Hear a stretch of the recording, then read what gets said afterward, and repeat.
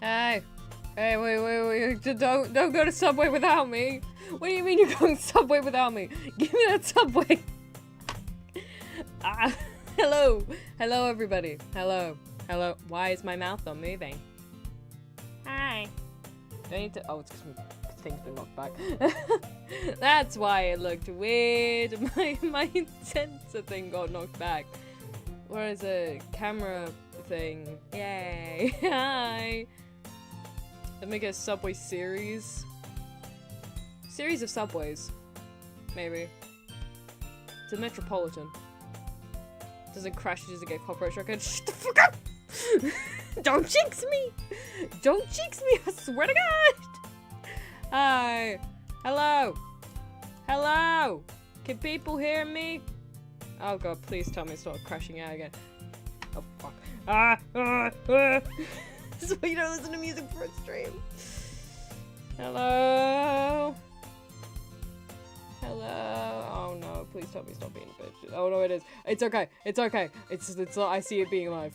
No one try to juke me right now. I can tell it's live. I can tell it's live. Haha. Hello.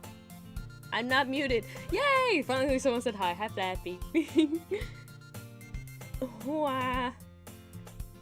No, I'm not muted. I'm not muted! I know I'm not muted! Don't try- No, don't do that! No, don't do that to me! Let's see, do you recognize my profile picture? Yeah, of course I recognize your profile picture, goddammit.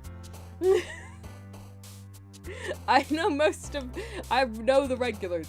You guys have been around for a while, okay? I'd be upset with myself if I didn't recognize. Duh!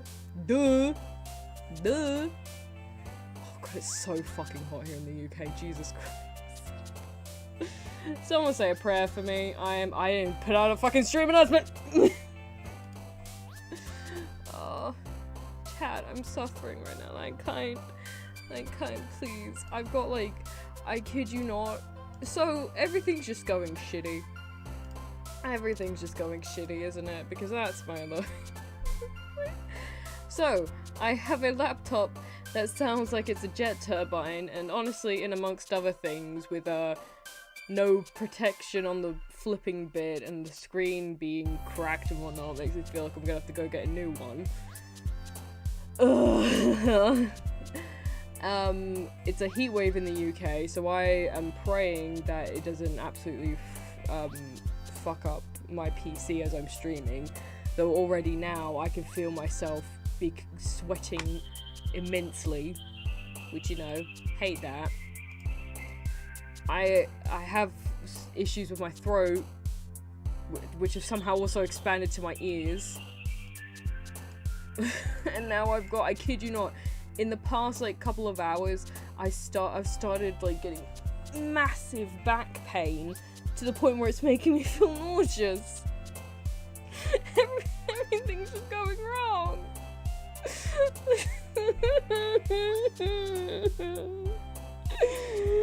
You got another, congratulations. For if you'd have functioning toes that don't hurt your stub. No, I stubbed my toe earlier. So wow, it's too late for that. Oh no.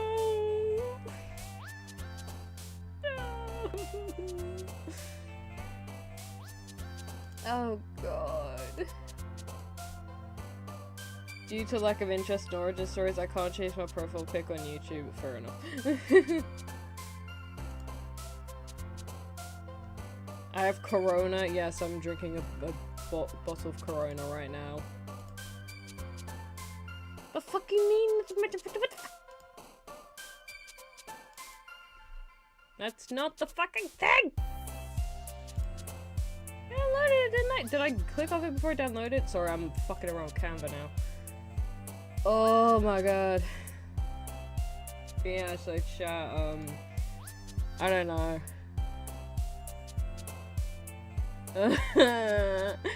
Oh, and also obviously the whole fucking ASMR nightmare last night, which I'm gonna probably upload it tonight. It wasn't actually my fault that this time. It wasn't something to do with my tech or me. So, if you guys weren't aware, which I assume most of you are, because most of you are in the Discord, don't ask if there's a goddamn Discord. But what's it? So because my laptop sounds like a jet turbine, I can't record on it, and my laptop is where I usually do my ASMR stuff. So I now have to record on my PC for when I'm doing it. I've had to download frickin' Audacity on this. The issue in that being, all the sound effects I've downloaded over the years, or self-made, are all saved onto my laptop, and it's just a pain in the butt to try and find all those again. So what I did when it first broke, not last week, was it last week? Yeah, it was last week. When it first started sounding like that, I recorded both the ASMRs for that week, cause I'm a boss bitch. And then I sent over to my laptop. But for some fucking reason, and also the fact of the thing I used to make the video, like the visuals on the video, I don't have the login details to that, but it somehow ingrained itself into my laptop itself, so I can still use it on my laptop, but I don't have any of the assets and all that I use on my PC.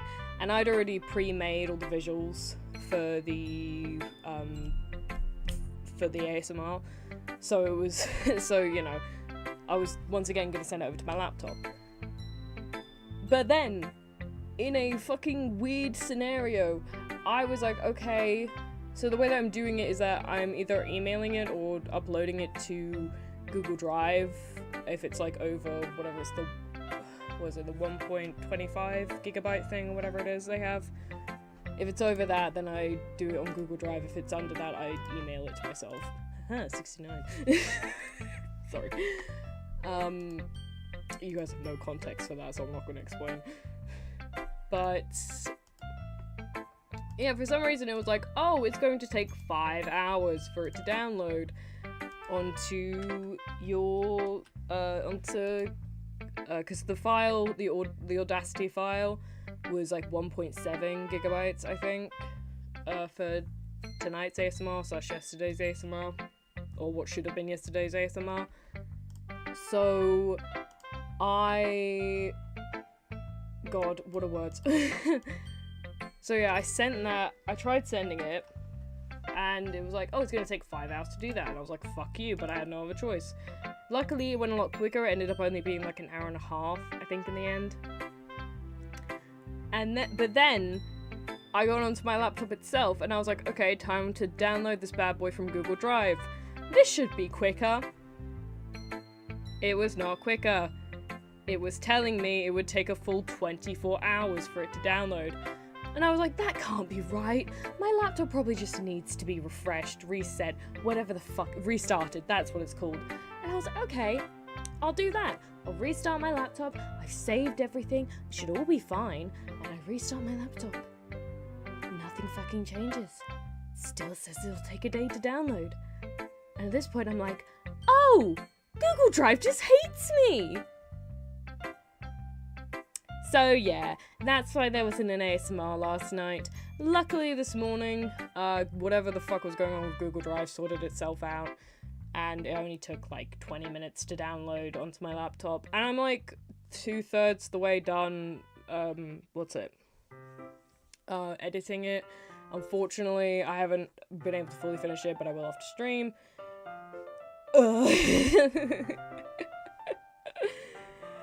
Yeah. Hooray. Hi! Oh, hi, Timmy! Oh, I'm just suffering internally forever. That's all. Can you ask if there's a Discord and see what happens? I sort of fucking god. But yeah, so, if you would like to help me avoid that fate, again, because I have a feeling part of it was because it's so fucking hot in the UK right now. We haven't had any more 35-degree days, but it's still very high up there. What's it? I think it was either last night or the night before, it was like 22 degrees at nighttime. Which I know for people who live in hotter countries, that doesn't sound like a lot, but UK houses are built to keep heat in, because the majority of our weather is typically cold. We don't have AC. Most standard houses have radiators, which that's fun when you forget to turn the radiator off and it's hot at night. I haven't done that, what? So it means that, again, a lot of heat gets trapped in, which means when you're sitting next to a PC, it gets pretty fucking hot. Yeah.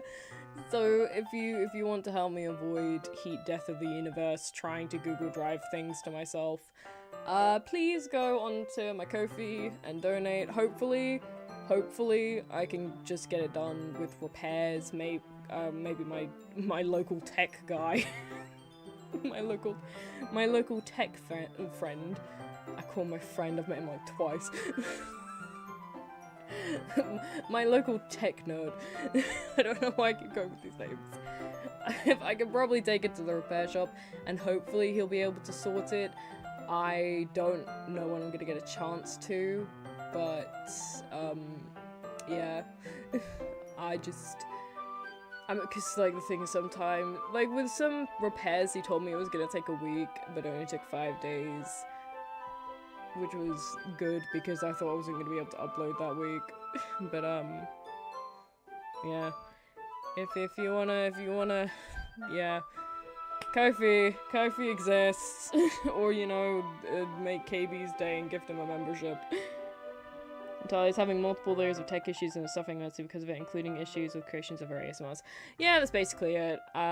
Issues sent my usual, again, just to debrief, my laptop, which I usually record on, sounds like, is just, the noise is awful. I tweeted about it.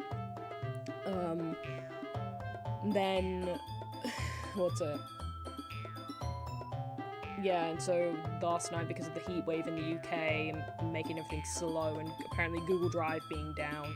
And I think it was Google's service in general, actually, because while I was waiting for it to send from my PC to my laptop, I was just finishing up the script for tomorrow's ASMR, because I haven't had the chance to fucking do shit. Because I've been busy.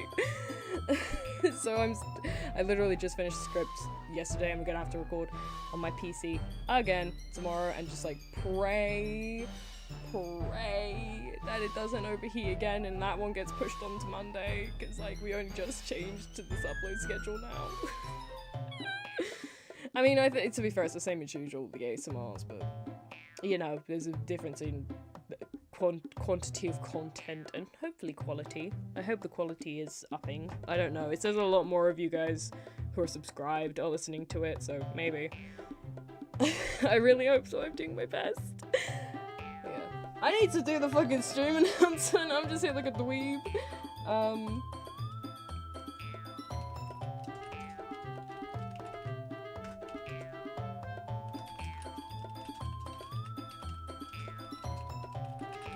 By the way, just to specify for stuff today, what's the fuck's about? There we go.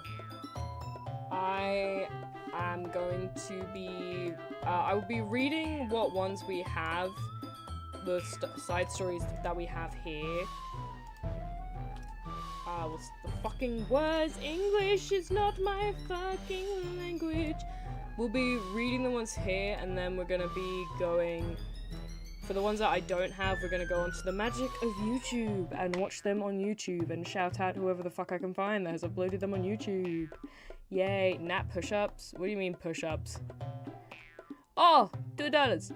Love the vids. Have you seen HXH, Who's Your Fave C? If you mean Hunter x Hunter, my favorite's Killua. And then second is Kurapika. I like my K-boys. Not to be confused with Koreans. Sorry. I don't know where that joke came from. This could be a hilarious stream to make it to a workout stream. I'm gonna, purely because I haven't done them in a while, I will do push-ups. But I'm trusting you to control yourselves. Okay. Okay. Okay. I feel your pain as a relatively nearby country nut. Oh god, everyone's going through the heat. No one will understand anyway. Wait, what won't I understand? By the way, Timmy, I love the Project Sekai profile picture. I meant to say that earlier, my bad. Just me. 1 second. Oh god. I didn't play my fucking AirPods! I'm glad this is a stream that doesn't rely on sound. Jeez, I get. Oh, wow. Wow. Wow. Wow. Okay. Well, this is gonna be awkward. So, more tech issues to describe. So, you know how I said the lead that, so my microphone is one that uses a lead. It's not Bluetooth, it uses a lead. And you know, I think I might either tweet it or I said on stream about how the end of it that plugs into my PC got smashed. And I haven't got a replacement lead for that, technically. I haven't bought one from the company, which NJSJ is the one that is the microphone that I use. And I don't have a lead for that, so I've been using a multi-way phone charger because the end plugs into the back of my PC and it has that like USB-C like port thing that plugs into the newer iPhones, which is the same thing that's on the back of the NJSJ. And because I was in such a panic that day, I just used that and was going to use that as a temporary thing. But then because I've had it, it's getting a replacement lead has been in the back of my mind.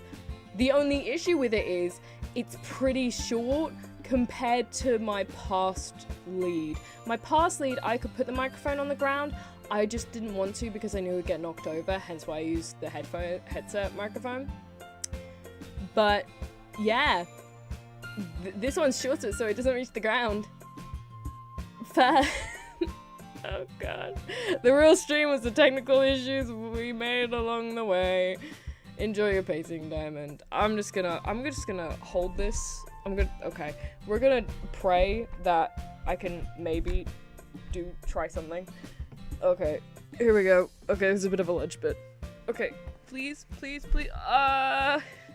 It's about to fall over, but you know, I'm doing 2 push-ups. Shout out to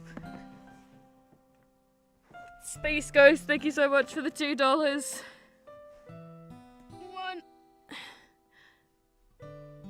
2.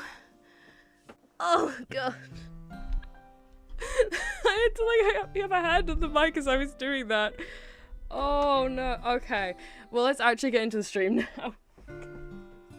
I swear I always start these streams. I need to just have like a put it on your chair or something. The issue is you won't be able to hear me talk if I put on how high my chair was. I got itty bitty legs. No, I don't. No, I'm short. I'm not short. I'm tall. No. God. Let's get into the game. I didn't put my phone on charge. Fuck, more tech issues. 1 sec.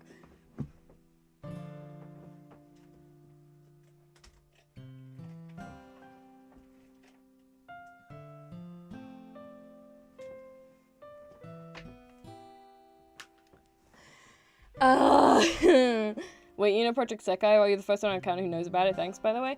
Oh yeah, I do. I actually know a few people who play it IRL. What's it? Fucking my autopsy failed, so I've got to pay you my membership things when the next month begins. I'm sorry for the grave fumbulation. It's fine. Or auto pay. Oh, I thought you said autopsy. What? I think you said autopsy. Oh my god. You know, I was thinking we were gonna have a very nice starter stream. I thought it'd be chill. I thought it'd be nice. I thought I'd like maybe make a little joke about how much tech issues I've been suffering recently. Have a little bit like, hi, I missed you guys last week. But no. No, everything's just going wrong. And now I'm thinking about autopsies. I'm just gonna get into the game. Actually. By the way, I did just want to ask, do people want me to reread the first part of Sayori and Monika's thing? First stream I caught in like a month. I'm so sorry. I also the Project Sekai movie was good as well. It lived up to the hype. I haven't seen the movie. Maybe I'll react to that on stream because I have heard good things about it, and I love the design of the Miku in that one. The her little hair clips are really cute to me. Well, not little, they're pretty big, but you know. But yeah, I failed to accept my monies correctly. I lost the money I could have gotten from it. Yes, that's the seed. Yeah, I'll reread part 1 because it's been a while. I realize it's easy to have my laptop when applying nail polish. Give me some! I want nail polish. I haven't got my nails done in fucking forever. I literally made myself bleed because I had to take off my falsies like a month ago. It sucked. Ty, we are not finishing the movie, remember? No one's- I don't remember that. People saying 30-minute ASMR. That was if people made the commission. No one made the commission, no. I don't think so. Did they? Did they? I don't know, I'm forgetting things. Anyway, I'm pretty sure who's saying that was a commission thing. No one actually commissioned in the end, so that's on you guys. Hi, radio! I just realized I never actually said hi to everyone. 1 second. Welcome in, Salja. Welcome in, Diamond. Welcome in, Zero. Welcome in, Carney. Hi, Fluffy. Welcome in, Zero. I already said your name, sorry. Welcome in, KB, but then you gone. God damn it. Hi, Potato. Hi, Suduk Strode. I keep saying full name, I'm sorry. Where the fuck did Mabu get in here? I missed Mabu. I missed Mabu. Wait, hold the phone. What? I didn't even realize Mabu came in. Wow, okay, I'm blind. They're asking questions about you, so I have to leave. Bye-bye. Try having a good time with fictional women today.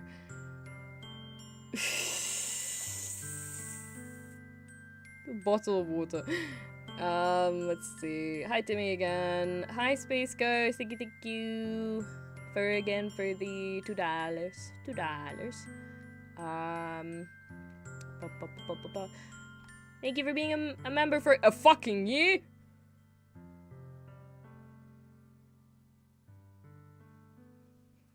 What? What? What? Oh yeah, we old. Nat says she misses Mabu real. We were just DMing before stream. The guy can stop rigging shit. I'm not specifying what, but you know, he rigged it twice. Cause he's freaking double-headed coin. We member since day 1. Oh my god. And I still haven't done members only ASMR.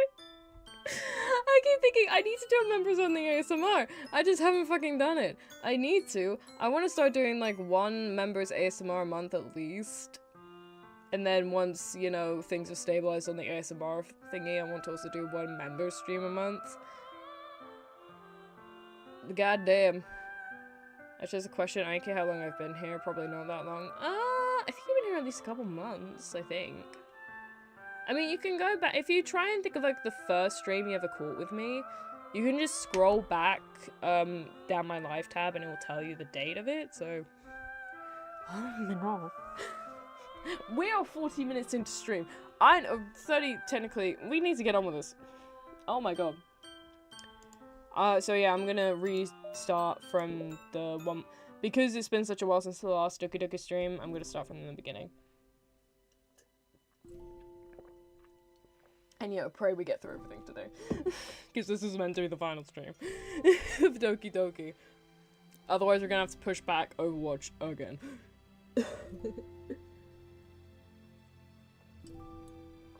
No one tell KB that, they'll cry.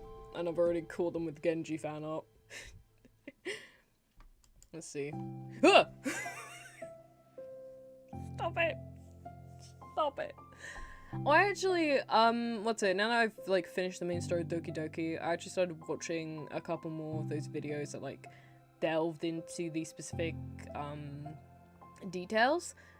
And one thing is specifically was about Monica and about how she stands out from the rest of the cast. The rest of the cast have like a sideways facing model or like PNG, whereas hers are always facing forward. Her name is specifically Western, whereas the other girls' names are all like Natsuki, Sayori, Yuri. They all end in an I, while Monica's ends in an A. And also the fact of her name is Western, while theirs are Japanese, specifically in origin. Oh god. And there's also there's the fact of her hair is a more natural shade, while theirs are the more brightly coloured anime expectant shades. And she wears black, stockings with pink shoes, while the rest of them wear white stockings with blue shoes. So I thought that was neat. They really put a lot of thought into, like, minor details, didn't they? I forgot what voice I did for you. Okay, everyone. The literature club is starting. Let's all have a seat and take attendance, okay? I think I just gave her my voice with American accent, I think. I missed debate club. Who knew it would be so difficult to start a new club? I feel worse with every day that passes without anyone coming in. I'm really starting to lose confidence. Monica is the only member of the literature club. In the days that have passed, all of her efforts to recruit new members have been fruitless. Am I going about this wrong? Monica glances at one of her flyers. The headline is, "Do you like literature?" Maybe nobody is into literature enough to pick it over other... Why is it whenever I get to a game where I have to, like, talk more, that's when my nose acts up? I've already got back pain, neck, throat pain, ear pain, and just a lot of pain. I don't need my nose acting up as well, please. Never mind the fun being for my fucking... Never mind me asking for donations down my laptop. Have donations down my fucking medical bills at this rate. I'm kidding, we have the NHS, I don't have medical bills before anyone takes that seriously. Maybe nobody is into literature enough to pick it over their other club interests. I can't just rely on people liking literature. I need to sell them on a vision. A vision. But what kind of vision? Monica rests her head on her desk, deep in thought. But before she realizes it, the recent nights of staying up too late start to catch up to her. It's so quiet, and the noise of the air conditioner is soothing. Actually, just to circle back to what I said about minor design details, if you look at the thumbnail for today's video, it's obviously some promotional art for the game, but if you look at the girl's hands and then the hand that Monica's holding, which is obviously meant to be the protagonist's hand, you can see that they're shaded differently. Monica and the other girl's hands are the traditional, like, soft anime style, and the hand that Monica is holding is a lot more realistically shaded. Which, you know, it's a neat detail. Hello? What? Suddenly, a voice causes Monica to snap awake. Oh my gosh. I'm so sorry. I never do this. Is this the napping club? No, this is... Monica pauses, suddenly embarrassed to admit that this is, in fact, the literature club. This is the literature club. Yay! I thought I got it wrong for a sec. I'm super sorry. It was, like, so unprofessional of me to do that. Don't apologize. I do that all the time. Oh. Did I miss the club meeting? Where is everybody? Well, about that. This is everybody. Really? Just you? Yeah, but we're getting more members. I'm working really hard on it. Hold on a sec. If it's just you, that means I get to be vice president. Wait, vice president? What are your qualifications? Well, I'm better at napping than you. Maybe I should be president. Now you're just making fun of me. Oh, I'm sorry. What was your name? Sayori. Okay, Sayori. I've been trying really, really hard on this club. I know you caught me at a weird time, but it's really disheartening to not be taken seriously, you know? I care so much about this. I just want to find other people who do too. Oh no, I'm so sorry. I do care, I promise. I have a hard time being serious, that's all. I didn't mean for it to hurt you. And I was joking about the vice president thing too. I would make a terrible vice president. I mean, I'm sure that Monica tries to say something reassuring, but it's difficult when she still doesn't know much about Sayori. I'm sorry that this isn't like a real club yet. Would you still be interested in joining after I found a few more members at least? Well, no. I want to join now. Really? Yeah, it sounds like a lot of fun. Besides, I can tell how hard you've been working. You're doing something amazing, and you should be proud of it, you know? So let me help you turn something stressful into something fun. If anything else, I'm good at that, so... Honestly, how could I possibly say no to that? That's really sweet of you, Sayori. Oh, I'm Monica, by the way. Monica! That's such a cool name! Oh, now you're just trying to cheer me up. But you're smiling. Well, I didn't say it didn't work. Monica glances at the flyer on her desk and realizes that her name is already written on it. So, what do we do first? Well, it's getting pretty late, isn't it? We can go home and try to come up with some new ideas to recruit club members. I can do that. Cool. And I think I need to put some more thought into my vision for the club. You know, like mission.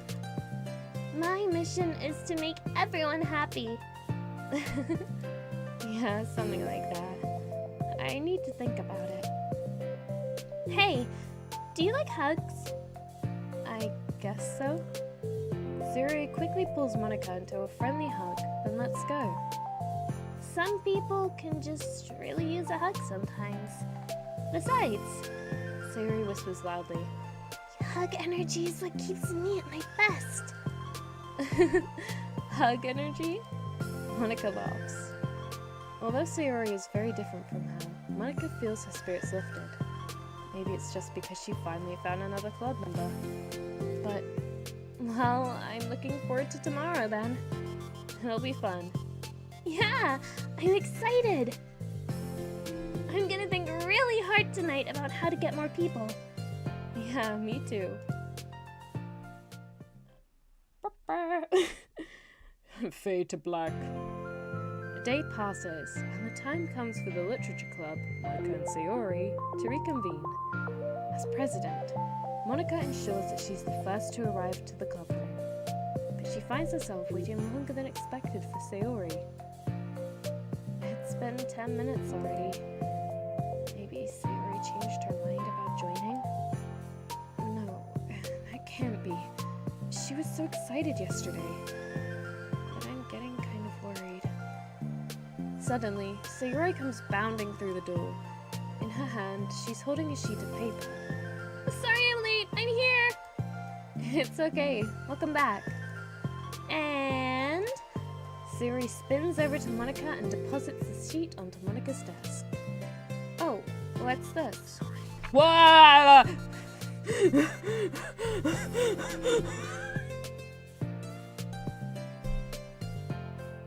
Siri turned on. She's focusing on her chair right now, you know that's the case because she's answering questions regarding possible commissions. Oh, wait, what? Sorry, I've looked down now because of Siri. That was Siri, guys. Ah, hello! Actually feels a little weird to see stream tally again. It's been a while since stream. I know it's been 2 weeks, but about the time passé has been so full of. Need help for the weekly, please. It's 50 people I want to win. What's the weekly? What are you on about? What's getting pushed up?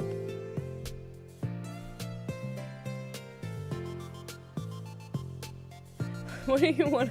I don't know what you're talking about. Is that a job application? I don't know what's going on. William Shakespeare and a tutu. Well, it's kind of eepy. It's the model. It's not properly attached. I have a fighting game weekly, 5 AM my time. I don't have the. I can't play a $20 game if we win. I don't play fighting games, and also I don't have the time, unfortunately. And I wanted to tell you, I have something I might have wanted to commission on Twitter, but you never acknowledged it. Oh, sorry. Just DM me it, and we'll talk about it later. Sorry. I'm so sorry. 50 people playing. I need help. I can't do it. Ask someone. You're gonna have to ask someone in chat. I'm afraid.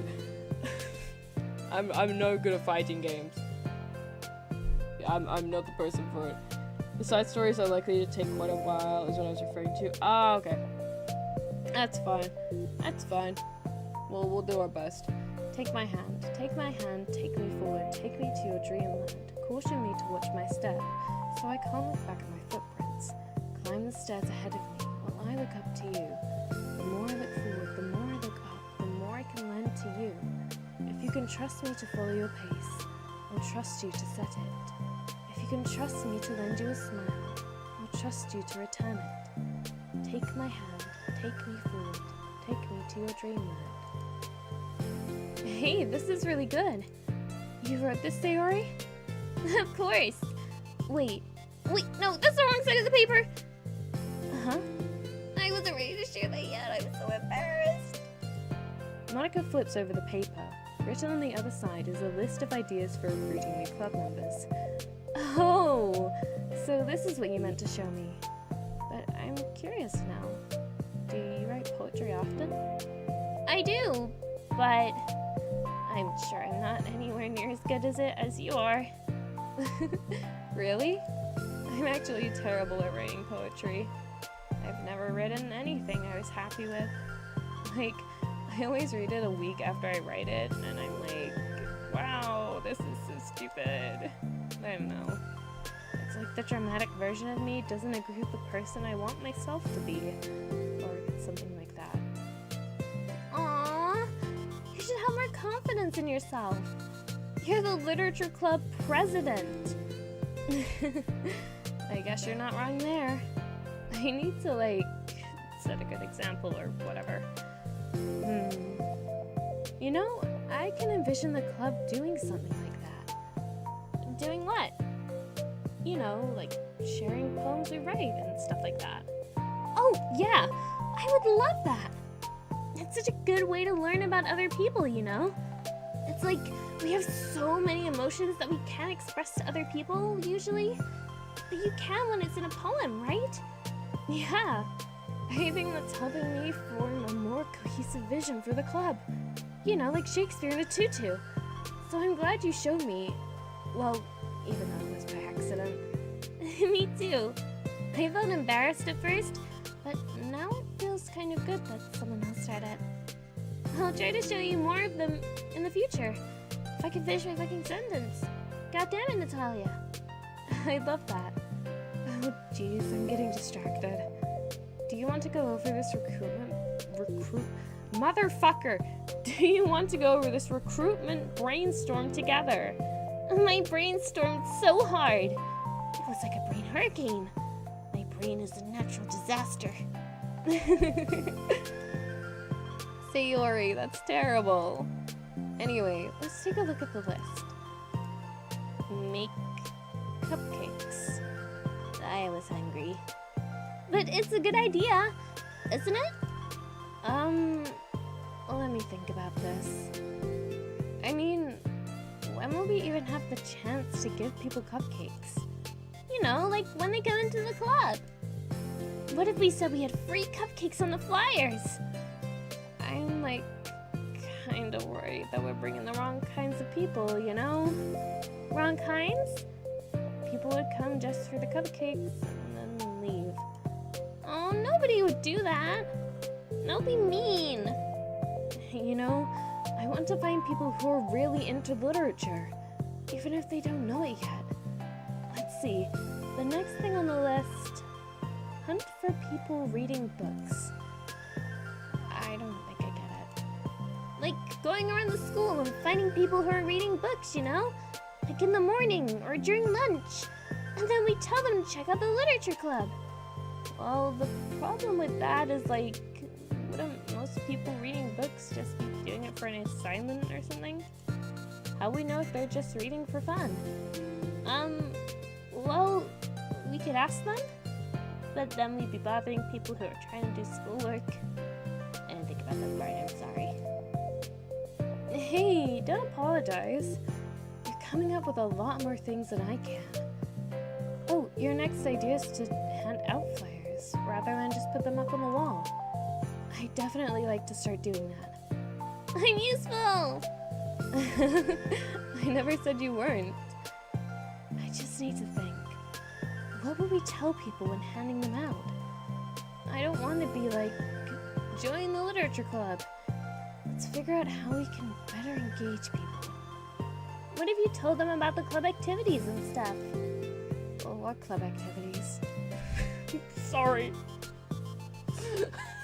Girl, you made a club.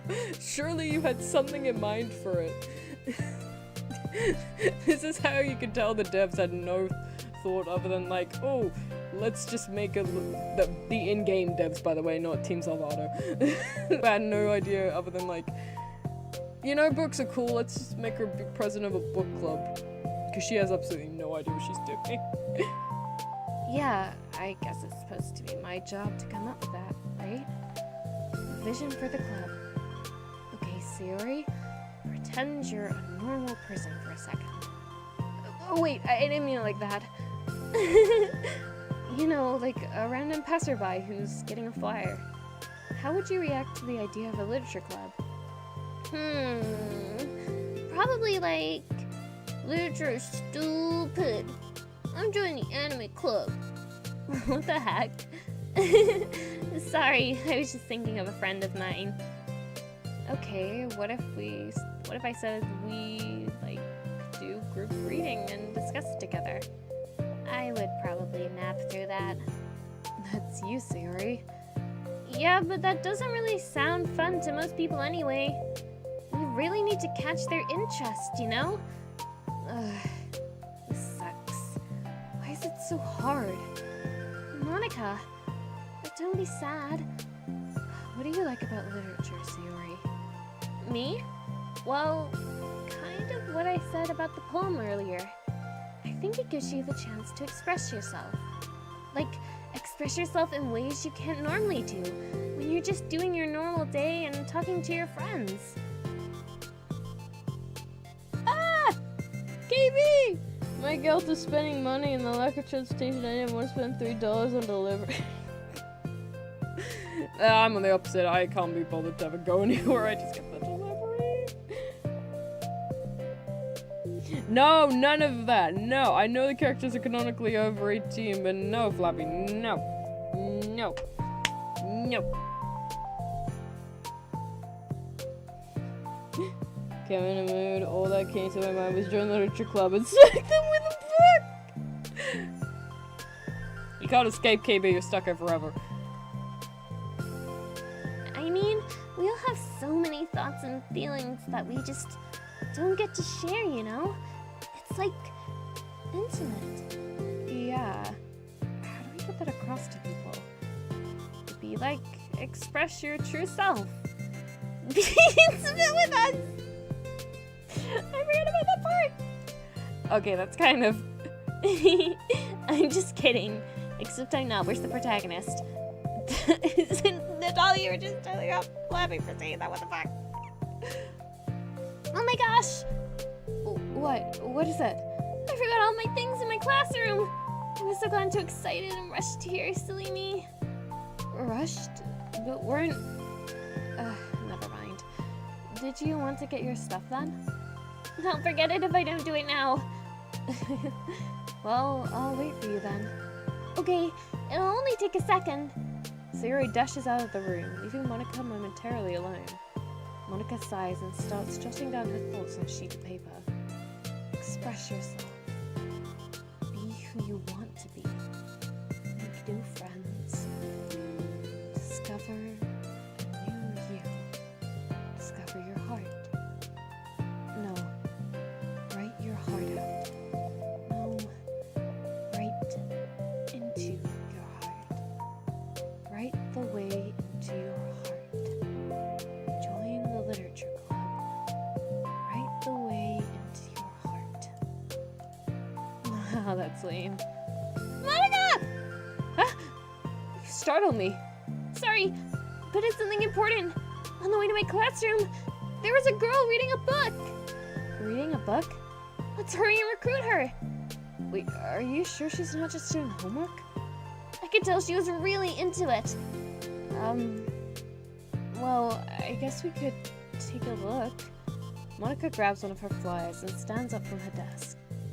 Then the two depart the classroom, with Sayori leading the way. This way! You don't have to run. Sayori leads Monika over to a particular classroom and lowers her voice to a whisper. See? In here! Monika peers through the window. Sure enough, there's a girl sitting alone, intently reading a book. I feel like a creep doing this. Then you should go inside and talk to her. Me? You're the president, and I would probably scare her away. Okay, fine, I'll do it. Monika takes a deep breath and then timidly enters the classroom. That was fast. Oh my gosh, I'm so embarrassed. Why? What happened? Well, I entered the classroom and she didn't even look up from her book. So I kind of just left the flyer on her desk and then walked out. That's kind of cute.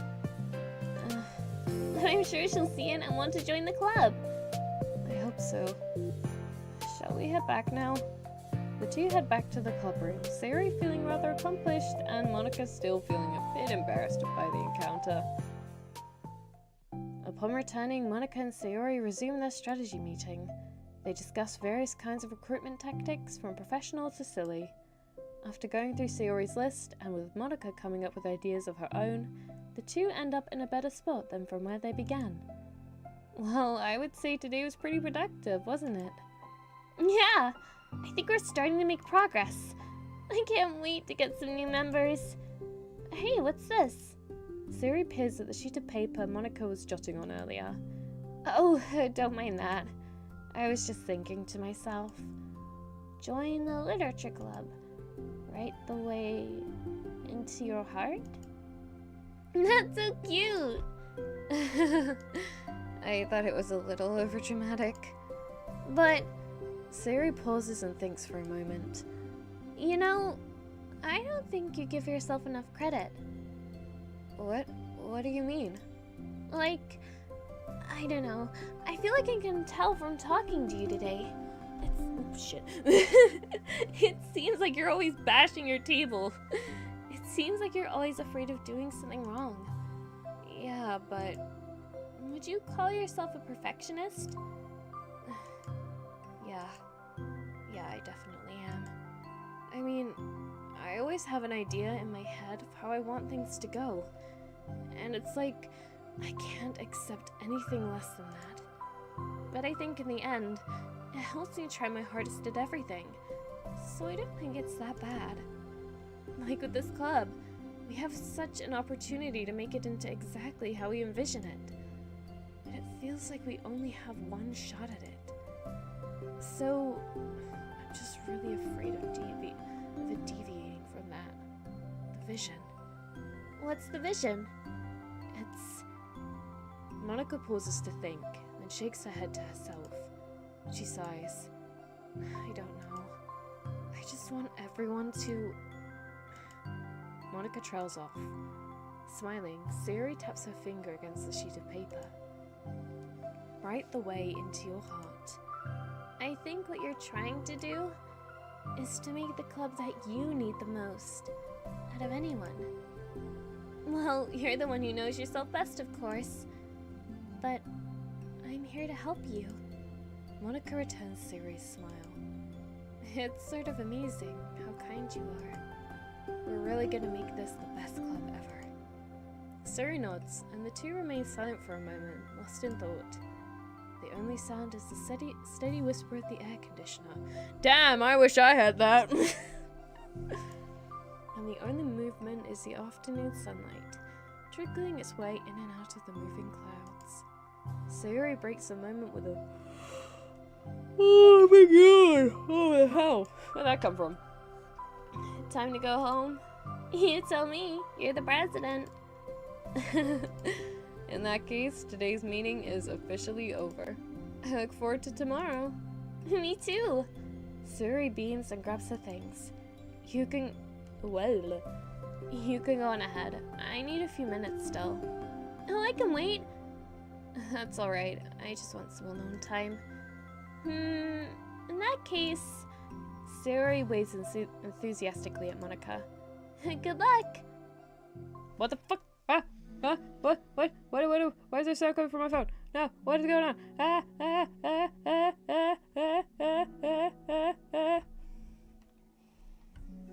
Dislodging what? Oh, the sound. What? Who's we? We. Alright, sandwich needs to have focaccia. Oh, focaccia is so fucking good. Sorry, just a random noise came out of my phone and I thought I had it muted.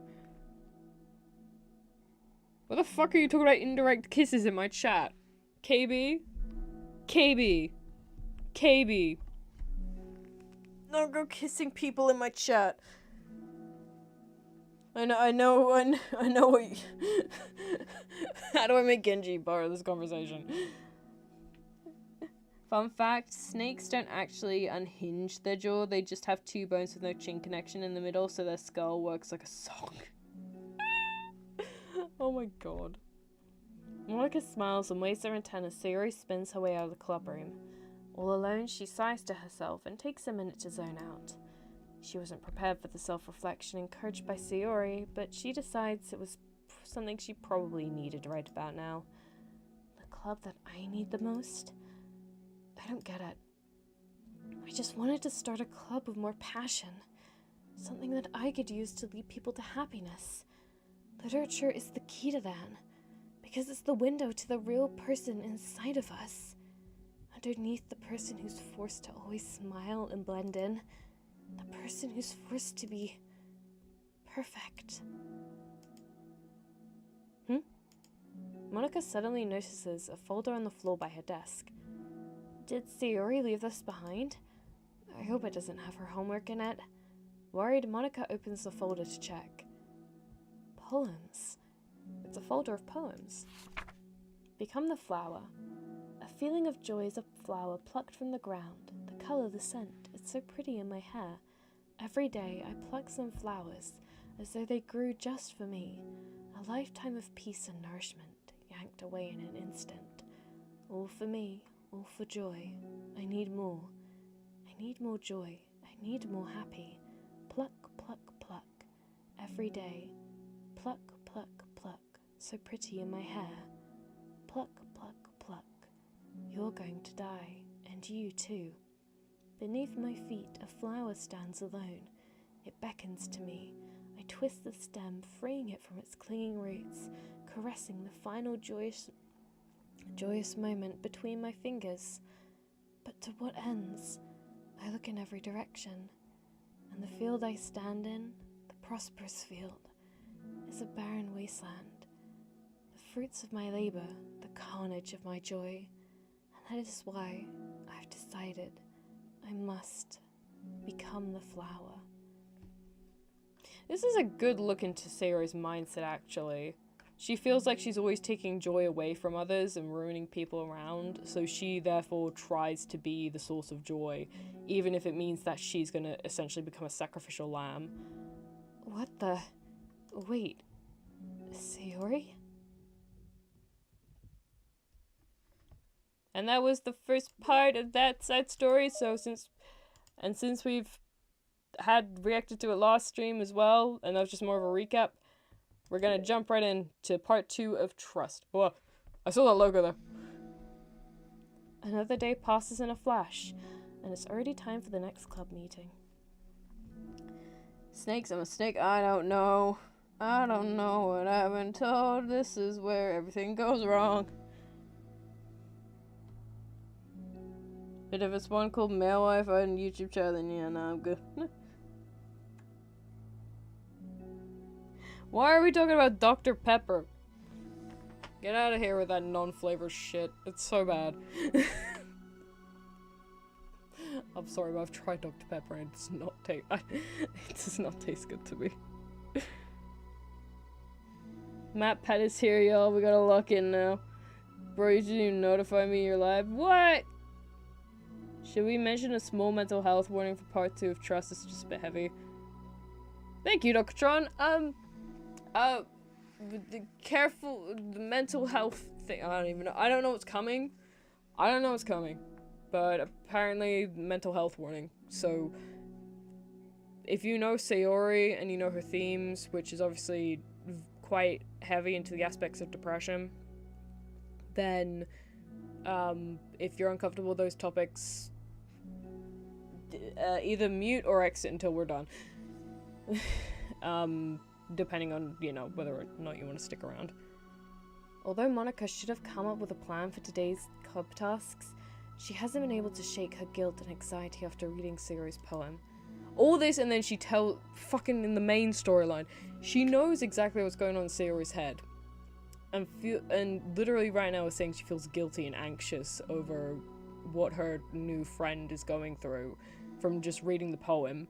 Yet she still tells her to herself. For a man! for a man! Girl! It's like that one manhwa panel that went, like, crazy popular. It's like, no, don't tell me you're doing all this for a man! Fucking, actually, someone redraw that with Monica and Sayori, like, Jesus Christ. I'm so stupid. How did I let myself be the center of attention? Sayori's going through these kinds of feelings, and I'm letting her comfort me instead of the other way around. Okay, Monica, to be fair for you, honey, you just met her 2 days ago. You have not had the time to recognize that, and she also has been trying to focus on the literature club. What kind of club president does that? This whole time, I didn't think to ask her about her own feelings. Again, you've known each other for 2 days. Maybe wait a little bit before you start feeling like a bad friend. So much for the stupid vision. Sayori enters the club room with her usual smile, but upon seeing the downcast Monica, her smile quickly fades into an expression of concern. Monica? Is everything okay? I'm really sorry. I'm such a terrible friend. Huh? What are you talking about? You're an amazing friend! Monica shakes her head. I made this all about myself. Even you said so yesterday. You told me that I'm trying to make the club that I need the most, right? But my problems are so trivial compared to yours. Sayori responds quietly. What are you talking about? But as she says that, her face darkens. Through the silence, Sayori mutters her realization. I left my folder here. Monica stares blankly ahead, unable to come up with a response. I wasn't ready to share those. Now you're worrying about me, and I don't want that. But why? We're friends, right? Wordlessly, Sayori nods. Friends look out for each other, and then apparently backstab each other with the worst sort of mental oral shit ever when a dude comes along. What the fuck? I want to be here for you as much as you're here for me. Another long moment passes in silence. The air is incredibly heavy. This is different.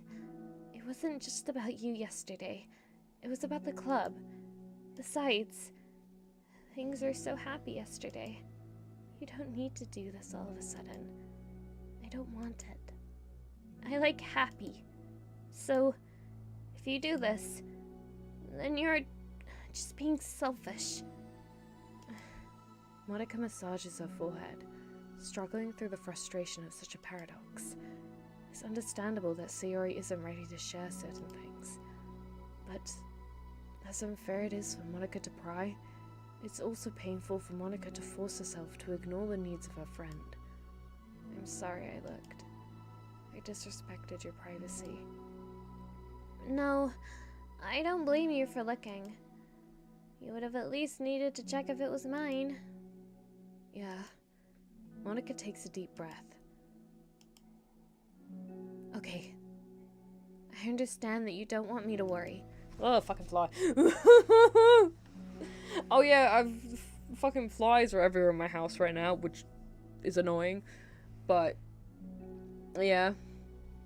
Comes with the joy of the British summer, I suppose. And I think I'll be able to put this aside, so that we can move on. But can you promise me something? I promise you what? Monica pauses to collect her thoughts. Why are there gaps? So many gaps between the talking. This is the Literature Club.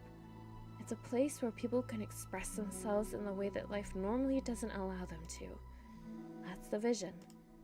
In fact, it's our vision. Right the way into your heart. Or whatever.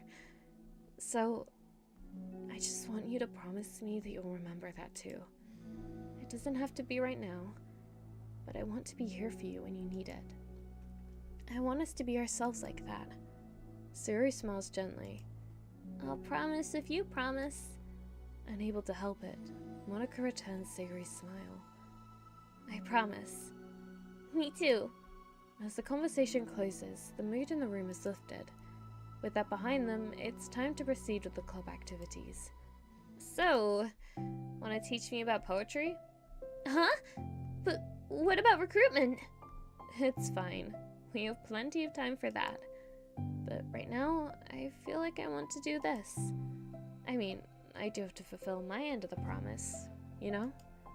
There's no way I could say no to that. Just don't expect much. I do a lot of writing, but it's not like I'm a scholar or anything. That's fine. I think I just need, like, some motivation. I never know where to start when it comes to writing poems. Starting isn't too hard. You kind of just need to write down your feelings and see where it takes you. Yeah, but that wouldn't come out any good. It's not supposed to. You're going to have to fight your perfectionist mind on this one. You can just start by writing your feelings and see what kind of things it makes you think of. And then you could turn your feelings into a little story. You can get your feelings down first, and then make it sound pretty later. It's not like building a railroad, where you go from one end to the other. It's more like a collage, where you find all the things you want to put in, and then you arrange them in a pretty way. At least, that's how I do it. It's not like it's the only way, but it's a really good way to not get stuck right at the beginning. I understand. Yeah. I always get so caught up in how it sounds that I forget about what's actually important. Monica pulls out a pen and paper to start writing on. Stop being a perfectionist, you idiot. I'm just kidding. Monica scribbles out "you idiot" after she writes it down. No, keep it! What? Why? Are you calling me an idiot? Of course not. But the point is that you're not supposed to police your feelings, right? Be as dramatic as you want. But I was just... Well, yeah. Underneath the scribble, Monica rewrites "you idiot." She stares at the paper.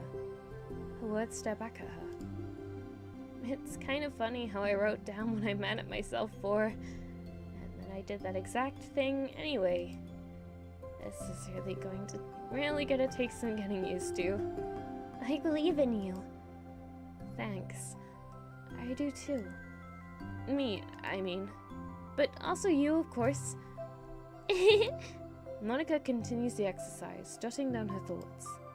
It's surprisingly quite a struggle to write without overthinking it.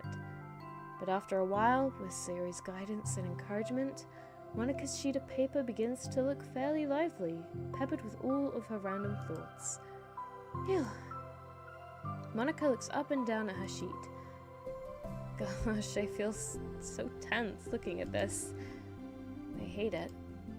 But it's also kind of liberating. I can tell how hard you're trying. It makes me happy. Oh, God. Where did that come from?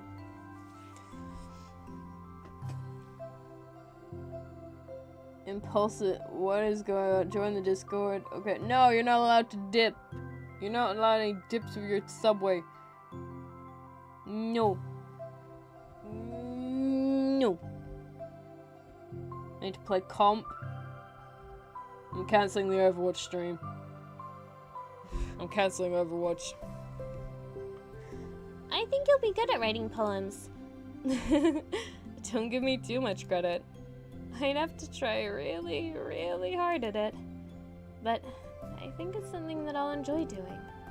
With you. Sayori beams. I'll stop here, but we still have time. Let's try to work on a new flyer for the club. I won't be so picky about the language. Yay! Let's do it! Monica and Sayori proceed with their work. With each passing day, the two of them become more confident in the club. Not simply from their recruitment planning, but from their vision as well. As their bond strengthens, so does the essence of the literature club. Finally, they begin to truly feel like it's only a matter of time before they find more members. Yuri intro? Yuri? Another day passes. As usual, Monica is the first one to the club room. With her is a printout of the revised literature club flyer, complete with all the new ideas Monica and Sayori came up with. If only this was the flyer we gave to that one reading girl the other day. It's so much more attractive than the old one. But the new catchphrase is featured clearly in the center of the flyer. Write the way into your heart. Surely common sense would say that one writes from the heart, not into the heart. But the message being delivered is that one can use writing to discover themselves. Hopefully Monica and Sayori had thought that it would be enough to garner some curiosity from students. Why do I feel so tense looking at this? Monica thinks back to the previous meeting when she performed the writing exercise. Was I always this bad at expressing myself? How am I supposed to be president if I can't even demonstrate what the club is supposed to be about? The literature club is truly beginning to take form. But with that, the weight on Monica's shoulders only becomes heavier.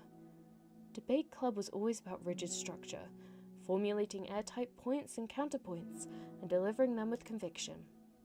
It was about the person on the outside. That's why Monica was so good at it. It existed entirely within her realm of comfort. Is it bad that I relate to Monica right now? There's like, I'm really bad at doing things when there's no like set way to do something, if that makes sense. If I don't have a, like, this is, say if I'm like doing fucking chores and shit. Chores, one of my 5. If I'm like, you know, just daily stuff. If I don't have it, like, specifically listed out, like, I need to do this at this point, so then I could do that at that point, and blah, blah, blah, blah, blah, blah, I kind of just, I can still get shit done, but I kind of just, like, sit for a second, for, like, 10 minutes in, like, I think it's called choice paralysis, where there's so much you can choose from, or so much you have to do, that your body just shuts down. Not necessarily shuts down in my case, but just more of, like, my head is just going like, okay, I need to do this, this, this, and this, and this. Oh, there's a thing to do that right there, but there's also a thing to do that other thing right there. But also, if you go into the next room, then you can do that thing for the first task, or you can do that thing for the third task. And I'm like, whoa. Essentially, I get you, girl. It's suffocating. I need to break through this mental wall. I need to learn to express myself. For real. Monica pulls out a sheet of paper and grabs her pen. She presses the tip of the pen firmly against the paper. But her hand doesn't move. Instead, a tiny blot of ink collects around the tip of her pen. Monica lifts her pen and stares at the little blotch. For some reason, she feels compelled to run her finger across it.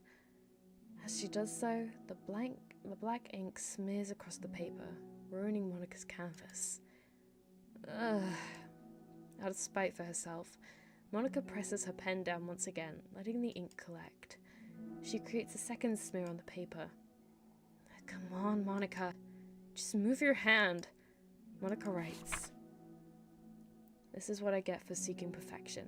A stain. Monica slides the paper away from her and puts her head down on the desk.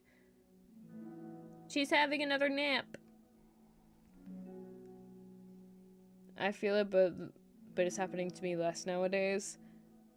Yeah, I'm kind of getting better with it because I'm able to mentally tell myself, Natalia, get the fuck up and do something, otherwise the day's gonna get away from you. But I still I still struggle with the sitting there and being like, whoa. Autism plus ADHD, in my case, brain hates new things but also is starving to experience them. I'm back and I'm scared as fuck right now. Oh no. Oh no, what happened? The air conditioner seems louder today. God. I'm here! Hi. Monica hears Sayori approach her desk, then stop for a second, probably reading the piece of paper. Then she sits down in the adjacent desk. Bad day? Mm-hmm. Me too. You too? The new flyer looks so good. You've been working so hard. What is going the fuck on with my model right now? As the ink dries down into a dark puddle, move your hand right your way into his heart. You could put a single option in front of me and I'd still look up, not due to overload, but lazy.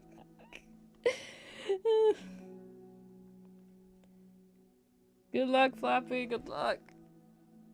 On the club, but also something else, I think. I can't do it. I'm sorry. It's so hard to just be vulnerable. Sayori takes the sheet of paper from Monica's desk. She writes something down and stares at it for a while. Can I trust you? No, you fucking cannot, but continue. Of course. You can trust me with anything. Sayori gazes at Monica with sadness in her eyes. Understanding the signal, Monica takes the paper from Sayori's desk and reads it. Oh, shit. Sometimes I want to die. Sayori. This is really, really hard for me. Her voice shakes. So if I can do it— oh no, she's crying! Then you can too. Because you're like a million times better than me. That's completely not true. Sayori takes a deep breath, trying to steady herself. I found this. What? For God's sake!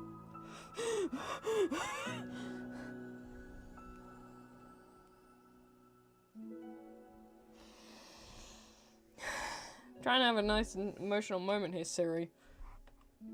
God damn it. God damn it. Oh, I just realized the background audio was still up kind of high. I'm just turning it down a bit. Sorry. This is really wholesome. Oh god. Oh yeah, isn't Monica the only one with a canon voice? Yeah. And I can't do it for shit. Desynchronized blinking by the model is so cursed. Bro, I'm the one ever to experience it. So there was a reason. Super Yuri jump scare. Damn it. Where is it? Where's the application thing? Oh, Siri jump scare. Siri's just gonna be on my ass today. There's something about me that I've never told anyone before. Even now, my head is like screaming at me to stop. Wait, you don't have to force yourself. I mean, just because of the promise yesterday? I want to. Was it really? I thought you said a few days had passed. What the fuck is the chronology here? It just feels right. I mean, maybe it's part of the reason I came to this club in the first place.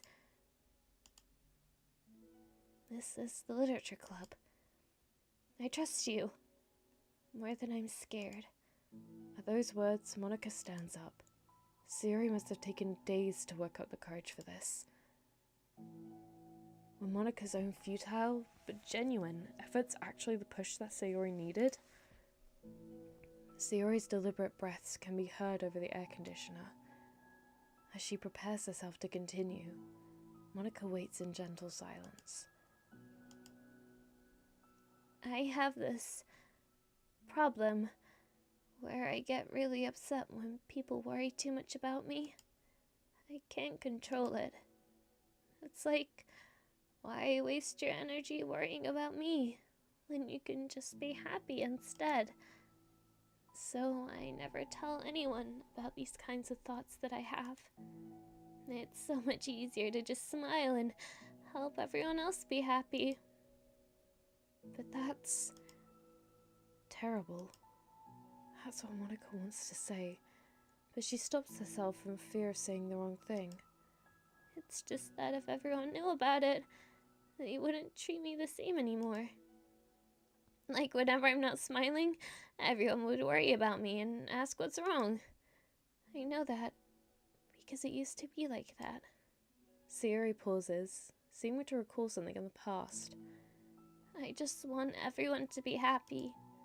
That's the most important thing to me. And letting people look inside my head doesn't bring happiness to anyone. Sayori pauses again, her solemn expression making her look almost like an entirely different person. How did you find the courage to tell me this? You're not worried that I'll be one of those people too? I am worried. Part of me really hates myself for doing this. But another part of me, I think, just felt like it would be different this time. Whenever we talk about what the club is supposed to mean, I kept feeling like it was right for me to do. Especially after you've been trying so hard to express yourself too. It just made me feel like I could see it in confidence, and our friendship doesn't have to change. It's so silly. The club is only 2 people. It already means this much to me. Oh, Sayori. Monica feels a tightening sensation in her heart. A feeling of connection as Sayori's emotions radiate between them. Me too.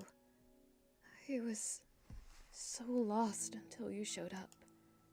You know, in another world, this could be a very emotionally heavy Yuri. Then it's just a backstabber for a man. You're so brave, Sayori. You're so strong and brave. I don't even compare. Monica steps forward. But if nothing else, I can at least offer you some hug energy, if you'd like. Oh, that's so cute. Oh, there's a little tear in the freaking... And the light between the two of them. Sayori looking like she's getting a good sniff of Monica's boobs. Oh. Oh, that's so cute. Wordlessly, and without a smile, Sayori rests her forehead on Monika's shoulder. Through their contact, Monika can almost feel the torrent of thoughts swimming in Sayori's head. And in this moment, enchanted by the air of the club, Monika realizes that all the days that have passed, this is the one where she really, really hopes that nobody new walks through the door. She speaks softly. You're like the sweetest girl I've ever met. You can say anything. I'll never judge you. I promise. Sayori's breath begins to quiver.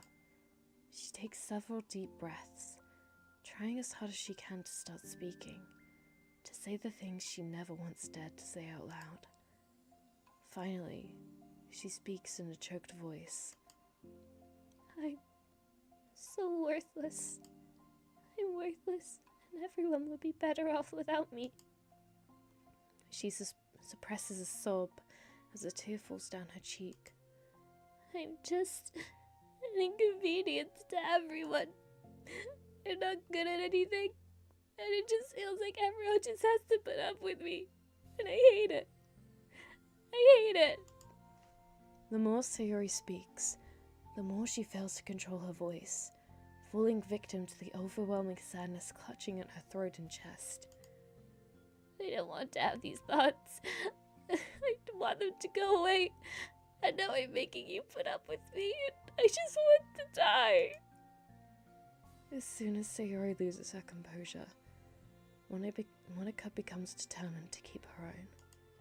She only wants to be what Sayori needs right now, so she won't let any sadness show. Her voice comes through as soft and gentle. This isn't putting up with you. I'm just being your friend. Monika offers a few words of comfort, but she knows, Sayori said it herself, that the thoughts Sayori experiences are ones that don't belong, and Monika can't magically make them go away. The most she can do is help Sayori battle them, like any good friend would do. You have so much value to me and your other friends too. This club wouldn't have been the same without you.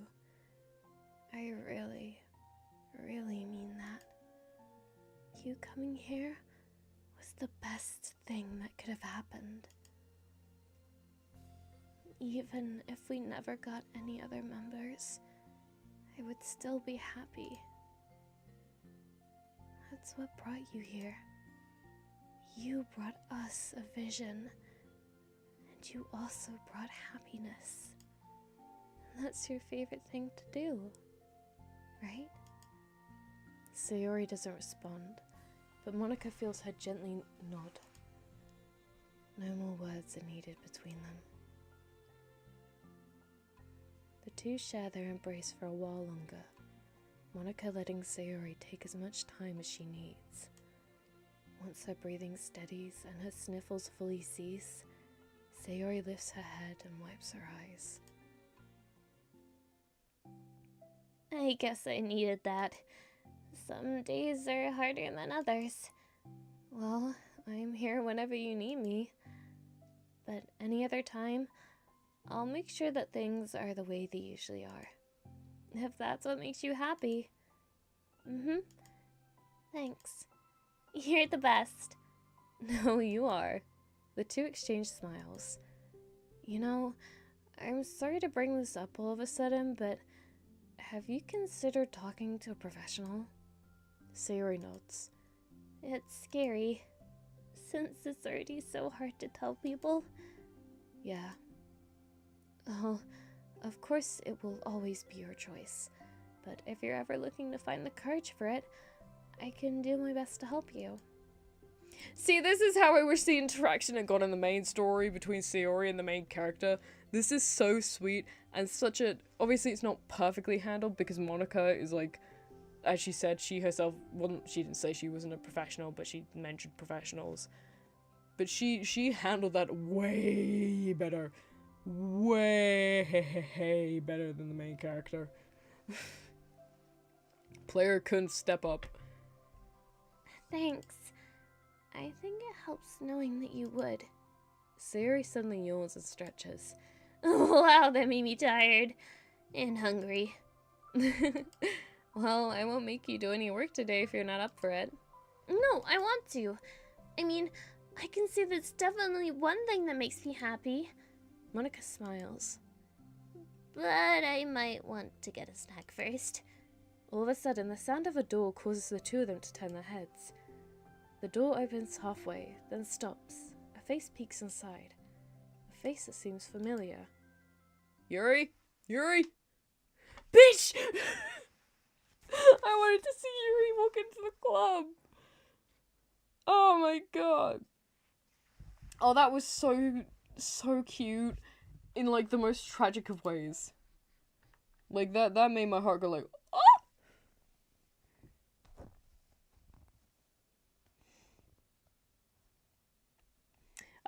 This is not the place to do restaurant reviews, I'm afraid.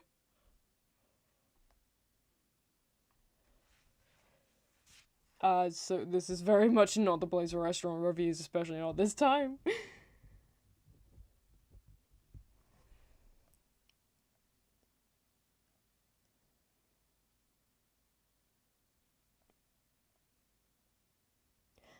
I should note that this isn't technically backstory, but rather an alternate timeline, although I guess you could say it's both at the same time.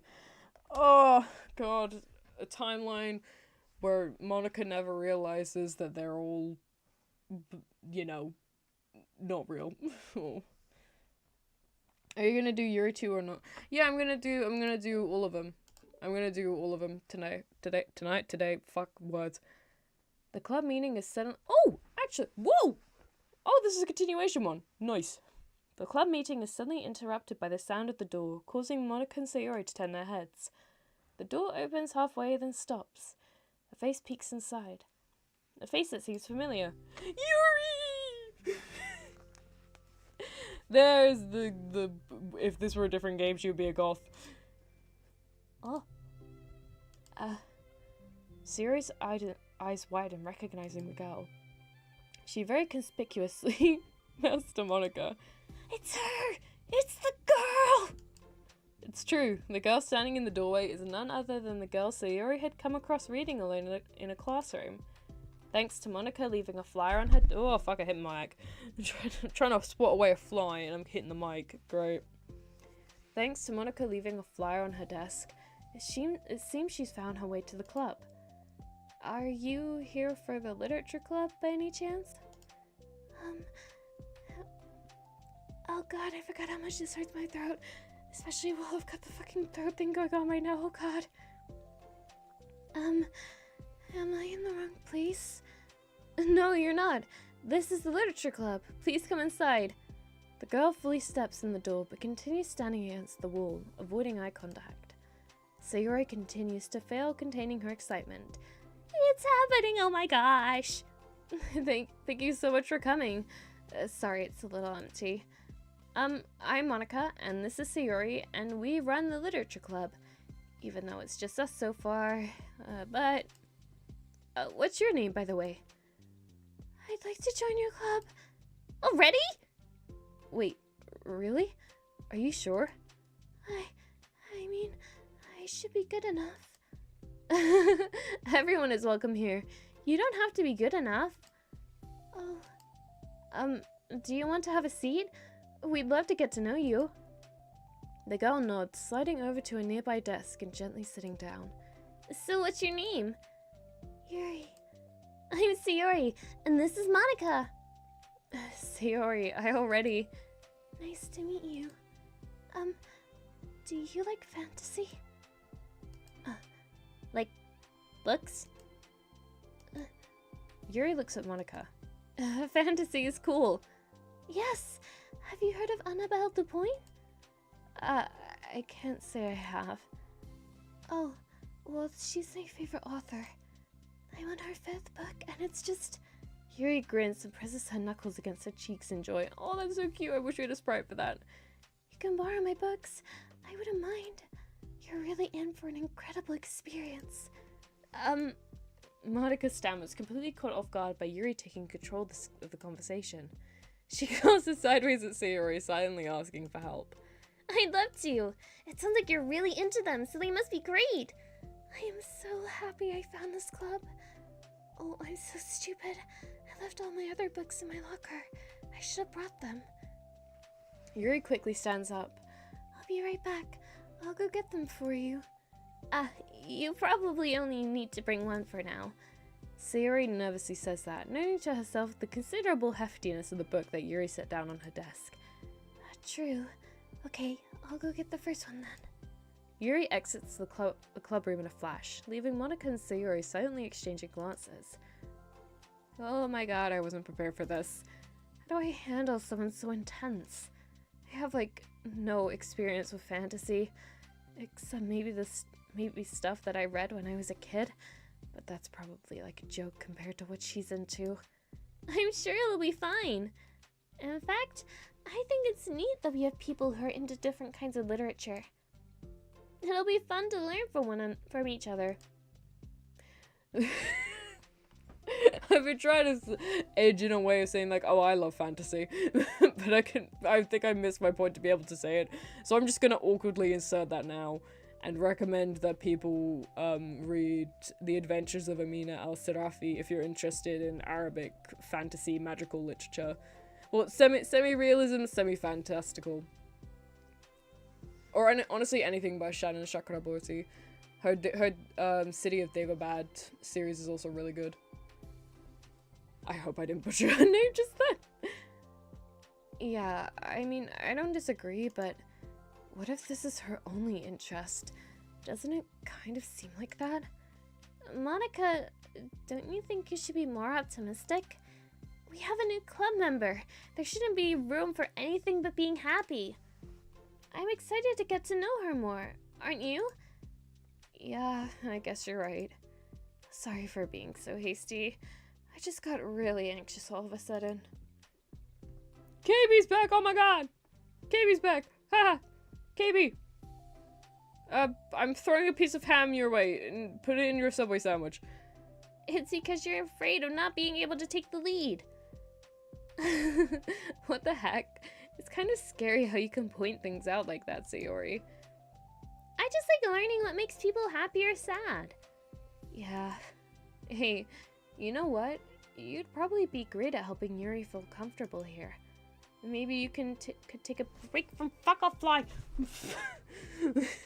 Maybe you could take a break from helping me with the administrative stuff and just focus on spending time with her. Yay! That's exactly what I want to do. Besides, Sayori lowers her voice. I'm probably gonna need all the time I can get. She taps her finger against the dauntingly chunky books that Yuri left sitting on the desk. Oh, I have one that's like really thick at the moment. It's called, God, it was another fantasy that a friend recommended to me. Kind of.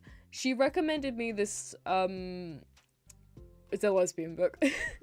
A lesbian love story set in this fantasy world. It's something, Priory of the Orange Tree is the one that I have. That's not the story she recommended me. This is instead a prequel that explains the lore of the world in greater depth, like before the stuff happens with the main characters. And I was like, oh, you know what? If there's this book was technically released after the original novel, but I was like, oh well, if there's something that's gonna make me understand and appreciate the story better, I should probably read that first, right? And so I bought it online. Didn't see how thick it was. I think it's like 700 pages.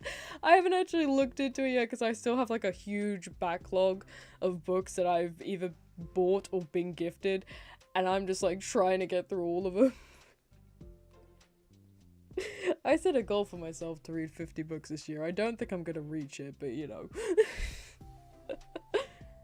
Right afterwards, the door opens to reveal Yuri's return.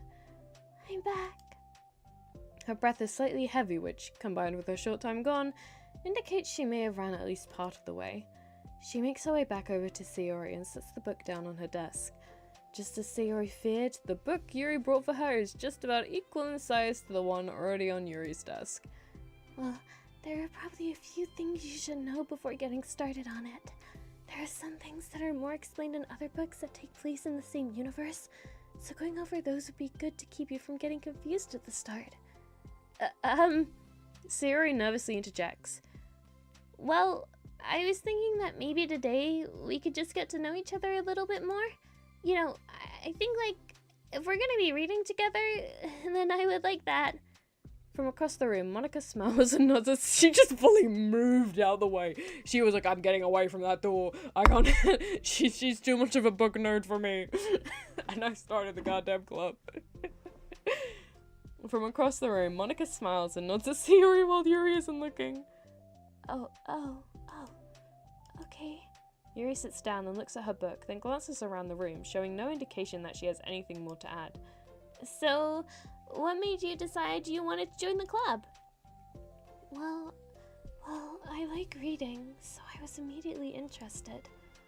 I had no idea that someone was starting a literature club, but that's my fault, since I haven't been paying attention to any of the club recruitment advertisements.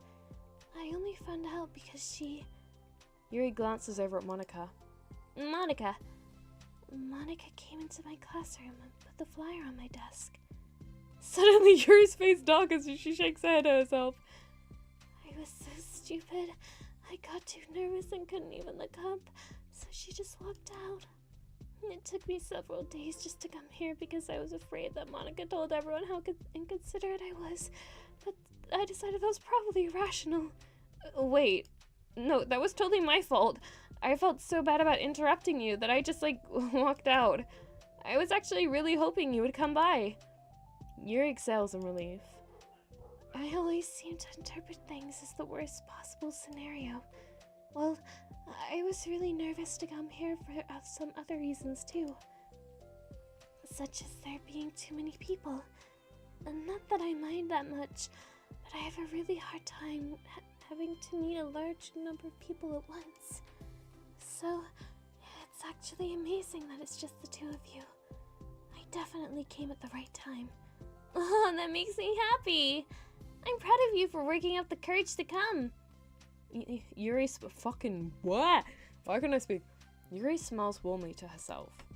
I've never really had the privilege of sharing my interests with others before. What did Carney do? What did Carney do? What did Carney do? Oh, okay. Thank you.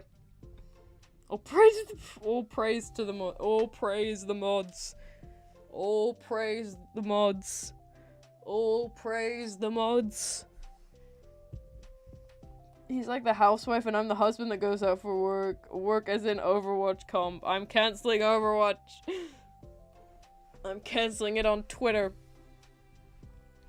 It's so hard to find others who are into the same things I am, except online. So I thought the literature club would provide a chance for me to do that. What kinds of other things are you into? Like, genres? I don't know, just anything, even if it's not literature.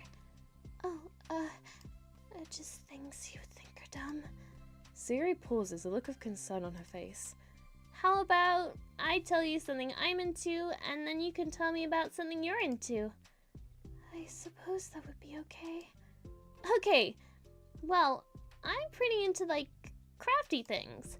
Like making cute little collages or decorating things. Like cards or jewelry boxes.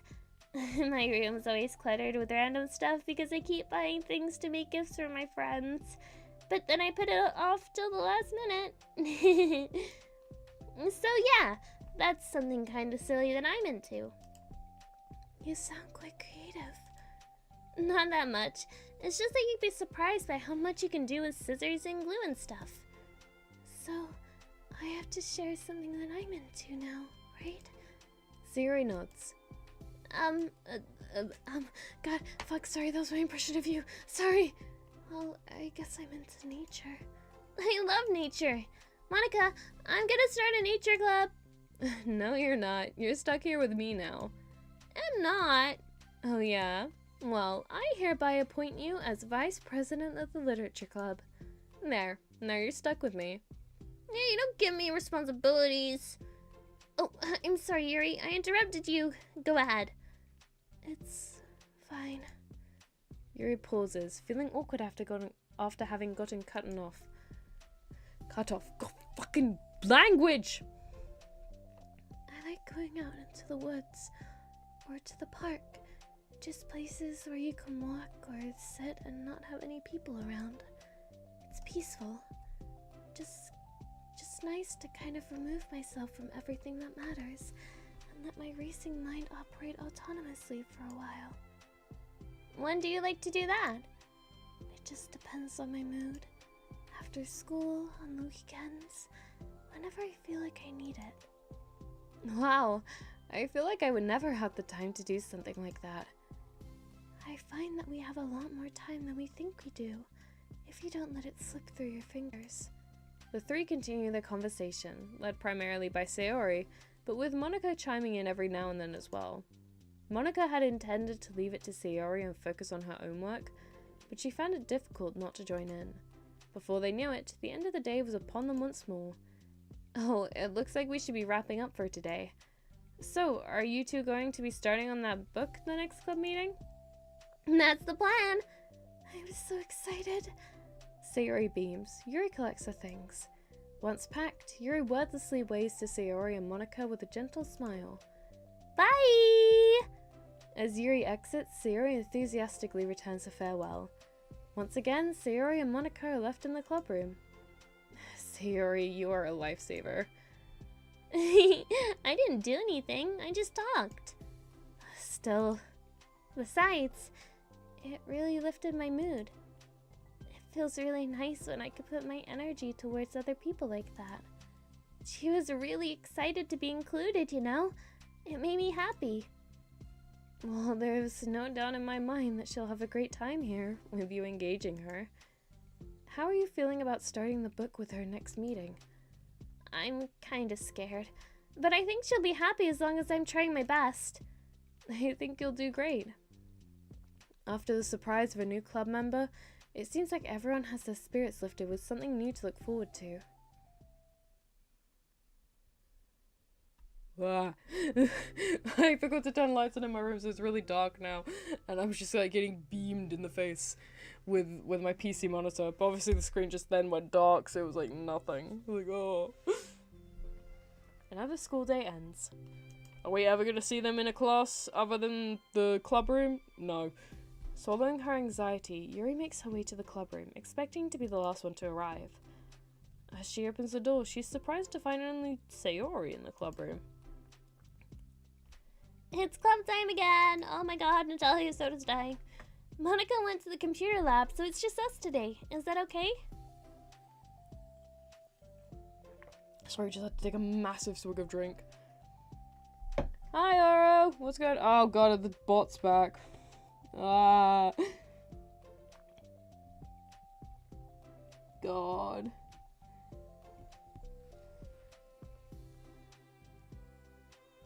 The mods aren't slacking, mods are just getting inundated. It's gonna be a sentimental day. I visited someone very important today, and now it's the flying fish. I hope you had a good time with whoever you were visiting. And, you know, I mean, I'm suffering, so I think that should I feel like that should, I don't fucking know, improve your day. I don't know if I hope your day hasn't been a bad one, but, you know.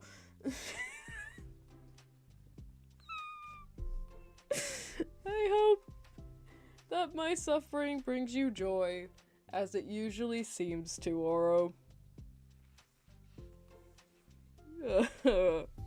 Yuri silently nods, unable to make eye contact. I'm sorry about yesterday. Uh-huh. Sayori tilts her head, unsure of exactly what Yuri's talking about. Well, I mean, the way I got overly excited to share my books, and how you had to stop me so we could talk first. It was so inconsiderate of me. I got too excited and forgot to think about everyone else in the club, so... Yuri, you didn't do anything wrong. I thought it was cute how excited you were. Sayori! In any other world, she would have been a lesbian. Well, Still, I think I changed my mind about the book. We don't have to read it. Huh? Why? Because I know that you were just humoring me anyway. In retrospect, it's rather obvious that no one was truly interested. But if you like it so much, then it must be worth sharing. I've already decided I'll join the club, so you don't have to try so hard to entice me. That's not what I'm doing. A moment of uncomfortable silence stretches between the two of them. More of this freaking nothing text box. Why do they keep doing that? At least put ellipses if you're trying to put a pause. Well, the thing is, we don't even have any club activities yet. I mean, Monica and I have just been working on recruitment stuff, mostly. We haven't even been thinking about retention. So it just sounded like something fun that we could do together. Reading your books. You know, like, as a club activity. That would be okay, right? Why am I being so resistant to this anyway? It's exactly what I wanted in the first place. And you're being so nice about it. I really don't know what's wrong with me. I'm sorry for being like this. You don't have to apologize. Just tell me if there's anything I can do to help you feel more comfortable here. Sayori pulls her desk up against Yuri's and sits next to her. The book in question is already on Yuri's desk. Peering over, Sayori reads the cover of the book. Dusk Bell. Part 1 of the Everlast Saga. It's Dusk Bell by Annabelle! Sorry, I'm ready now. Oh, right. I should probably get some paper. Yuri grabs a spiral notebook of hers and tears out a few sheets of paper. Wait, how come you need paper? Oh, it's useful to draw things out sometimes. Like maps, timelines, family trees, or just for taking notes. Notes? I mean, yes, that's an effective strategy. Exactly. I'm sure it'll be especially helpful for someone new to the genre.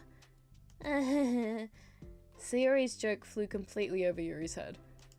But thinking about it, she decides that it's probably for the best that it did. Well, I'm not used to having company through this, but I'll try to make it as accessible as possible. I trust you. You're like super smart. Oh, please. Yuri tries to dismiss the compliment, but she can't hide her face in light blush. This is light! Goddamn. You can't generalize intelligence. I'm only smart in the things I have a lot of experience with. Contrarily, I'm awful at anything involving real people. That should be evident from the 2 days I've spent here so far. So in my eyes, it's everyone else who comes off as smart. Especially you. No! Sayori rubs her shoulder against Yuri's. You're such a sweetheart when you're not being shy. Anyway, would you like to get started? Okay. After the minor diversion between the two of them, the two get back on track with their planned club activity. Yuri begins to guide Sayori through the basics of the fantasy world her story takes place in. The more of it she details, the races, factions, history, elements of magic, the more questions Sayori seems to have. But despite Sayori's expectations, Yuri eloquently guides her through it in a way such that it's fun to follow along. It becomes evident that the world-building aspect of the story, not just the story itself, is one that Yuri finds her passion leading towards. Who is who? What do you mean? What do you mean? What do you mean? Who? What guy? What guy?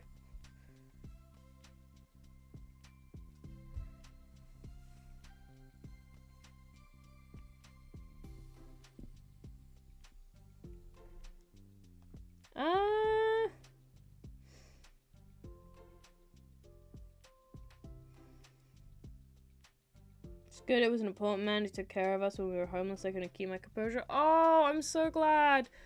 Oh, that's so sweet. Oh my gosh. Okay, hugs for Oro. Unless you don't like hugs, Oro, sorry, I don't think I've ever actually asked if you like hugs. But, you know, there you go. Hugs. Or high fives. Apparently this fish suffering and so did I. Oh no. Also, are you asking about the gamer chat? Last I left off, Sayori was talking to Yuri. I have no idea what's going on anymore. I have no follow chat well, I'm sorry.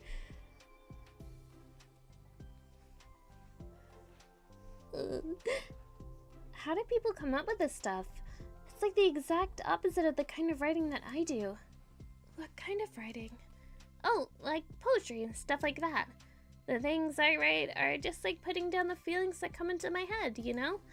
But this is like, there must be so much planning and hard work. You're into poetry?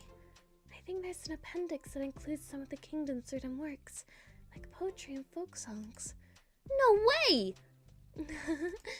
Yuri giggles, filling Sayori's heart with happiness when she realizes it's the first time she's heard Yuri laugh. It means Yuri must be having fun. Anyway, I think we can get started reading now, if you're ready. Okay, but I can't read very fast. Oh, that's fine. I'm very patient. Patience is something I pride myself in. I see. Sayori jots Yuri is patient into her notes. Hey, that's for the book. Oh, what the fuck? I keep hearing something going off and I don't know what it is. It's freaking me the fuck out.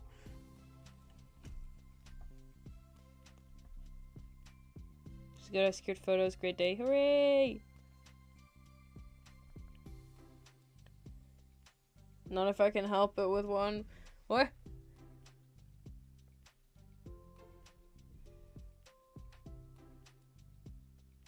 That's Yuri. That is, if you mean this girl here, this is Yuri. She's, the quiet, bookish type. I'm just kidding. But I'm kind of glad you're patient, because I need that sometimes. A lot of times. Sayori flips through the first few pages of the book, getting past the table of contents. Okay, chapter 1. The room becomes silent as the two of them begin to read. But the silence only lasts for a moment before Sayori speaks up again. What does vindicated mean? Well, in this context, it essentially means he was proven innocent. It's okay to ask questions, right? Of course. Sayori turns the page. Are these footnotes? A lot of the dialogue has cultural references that require explanation to be understood. That's me every time I read a fucking done.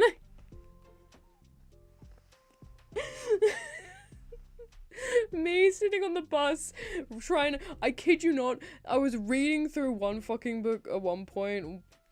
I forget who the author was, but if you don't know what dame is, it's Chinese BL. It's Chinese yaoi. And I was reading through one at one point, and they were like, I think they were in the middle of a battle or something, and one character just kept making old cultural references, and I kid you not, 2/3 of the page was just fucking footnotes. There was like 1/3 was actual dialogue, but because there was so many goddamn references in it, there was 2/3 footnotes from just that one section alone.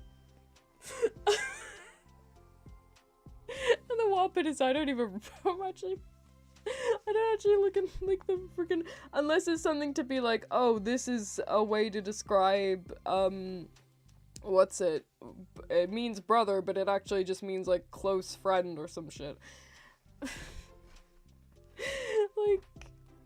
like unless it's something like that, I tend not to like fully look into things because I'm like, I don't want to have to research for every single page of a book I'm reading. Like, maybe after the fact I will, but during it I'm like, I just want to read about boys swinging swords and kissing. But goddamn it, I was on the I kid you not, I was on the bus and I had to stop myself from bursting out laughing. The two continue reading. Yuri's relaxed expression remains unchanged. Meanwhile, Sayori's expression grows tense as she tries to make her way through the dense text.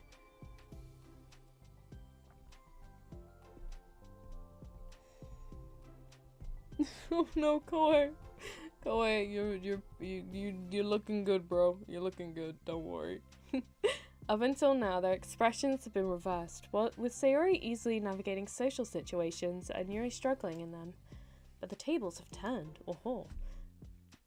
Wait, are they talking about the past right now, or the present? Where? Right here. They're talking about the past. These paragraphs are describing a flashback that Barnes is having. But they didn't tell me that. It's implied from the context. Sayori rubs her temples. The two of them continue, with Sayori asking fewer questions. She begins to understand the value in the notes, as she finds herself referring to them somewhat often, and even adding to them. But her reduction in questions comes not from her getting used to the reading, but rather from her fearing that she'll come across as stupid. Girl, ain't that truth. At last, Sayori reaches the end of the chapter. I think we can stop here for now. Okay. Sayori takes a deep breath and closes what little of the book she's gotten through so far. So, what are your thoughts up to this point? Sayori tries to find words. Am I doing well so far? I'm not sure I understand. Well, I don't know. When it takes me so long to read and understand things, it makes me feel really dumb. But I really like how into it you get. It makes me want to keep going and to keep doing my best, so I can see it the way you do. The relaxation in Yuri's expression fades. I see. Yuri quietly gathers her things. We can continue tomorrow, right? Yuri pauses and shakes her head. We can do something else tomorrow. But I'm sorry. Wait, sorry for what? I don't understand. I'm sorry. I don't want to do this anymore, that's all. I'm sorry that I made you. Yuri leaves. You weren't making me. Sayori is left alone with her words. How did this happen? We were having fun just a second ago. It's my fault. I said something stupid and hurt her. I should have just told her that I enjoyed it. Monica trusted me with this. It's the only thing I'm good at, and I still messed it up. What if she doesn't want to come back? Drowned in guilt, Sayori stares blankly at her desk, spread with notes. The book sits next to them. Right. If she wasn't coming back, then she wouldn't have left the book here, right? Unless she just forgot to take it with her. This is horrible. Was it really because she thought I wasn't enjoying our time together? Or maybe she wasn't enjoying our time together because I'm not good enough. I probably let her down by having so much trouble that's not what the sentence says, Natalia. I probably let her down so much by having trouble following along. You're welcome. Sorry. Yeah, I'm sure if I was smarter, she would have been having so much more fun. I need to do better for her. And then Sayori just tries to read the whole thing herself. And then understanding part 2, yay! I think there's meant to be one with Natsuki and Yuri, isn't there? So, I'm not sure if... I know I said we were gonna, like, do all of it. Yeah, there's 6 side stories, so there's one more with Natsuki and Yuri. I'm pretty sure the third one. If the pattern is anything to go off of, Monica to Sayori, Sayori to Yuri, Yuri to Natsuki, I'm assuming. Unfortunately, I don't think we will actually be able to get through Natsuki's stuff. I will finish off Yuri's because I don't want to just finish it halfway through. But, yeah, there's... Sorry, it turns out Overwatch did get pushed back a bit more. KB, please don't kill me. Please don't kill me. Please don't kill me.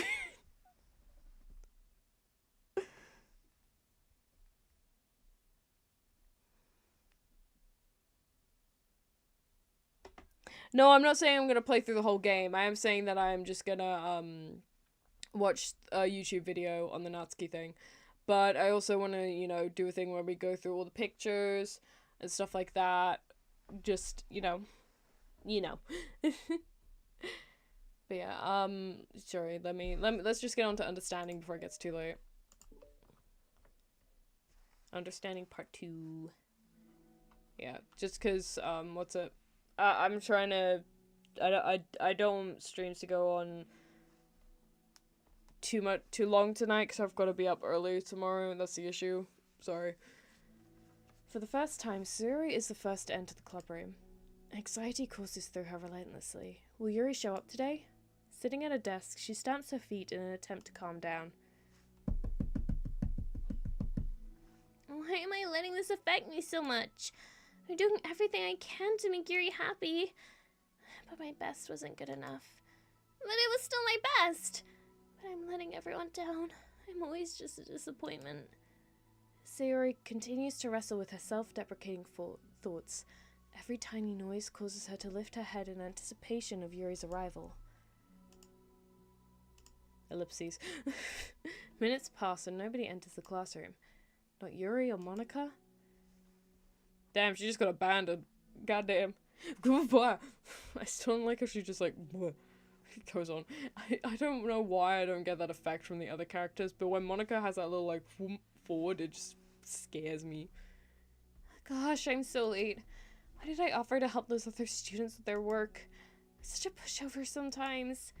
It's going to leave such a bad impression on new club members like Yuri if I'm not the first one there. Monica rounds the corner, approaching the club room. As she does so... Yuri? Yuri jumps at the sound of Monica's voice. She's sitting outside the club room, against the wall next to the door. Embarrassed, she quickly closes the book she was reading and stands up. Oh gosh, I'm so sorry I'm late. You didn't have to wait outside for me. The door to the club room is open. It's not... Yuri stammers, unable to explain herself. She peers inside the club room through the window, then looks away. Actually, I was wondering if I could help you today instead. Huh? Me? With club publicity stuff?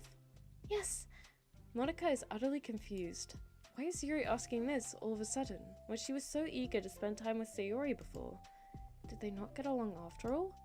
Monica looks into the club room to see Sayori sitting alone inside. Okay.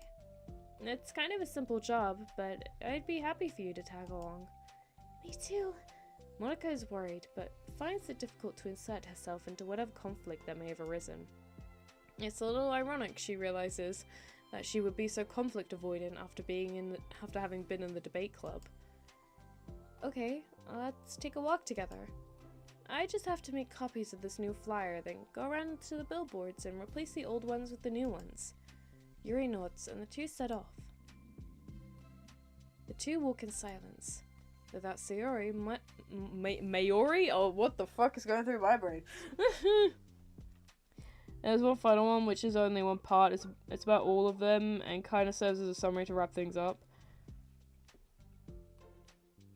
Natsuki and Sayori, Yuri and Natsuki, everyone has one with Monica.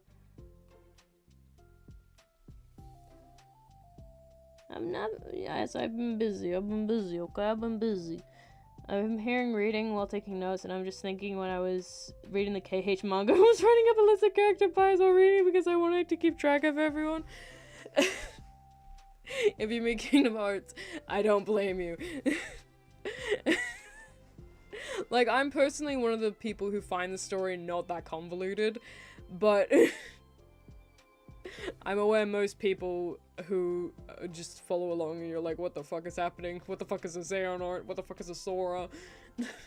What is a Heartless? What is a Nobody? What is anything? Without Sayori, Monica finds it quite difficult to strike up conversation. So, how's everything been going?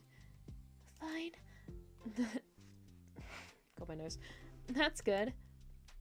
Neither of them follow up with anything more. Monica tenses up at the stinted conversation. How the heck did Sayori do it? Sorry I didn't see you yesterday. I went straight to the computer lab to work on the flyers. Sayori told me. What did you two end up doing yesterday? Just some reading. Oh, I'm glad. It's really starting to feel more like a literature club now. Yeah. It's kind of funny. I felt so intimidated at first when I heard about the kind of reading you were into. But you know, it's kind of stupid of me, because I'm just intimidated by things I'm not good at. And it's silly to assume that everyone who comes to the club will just have the same interests as me. But it's so cool that you were able to get Sayori into it. It's like the club is working.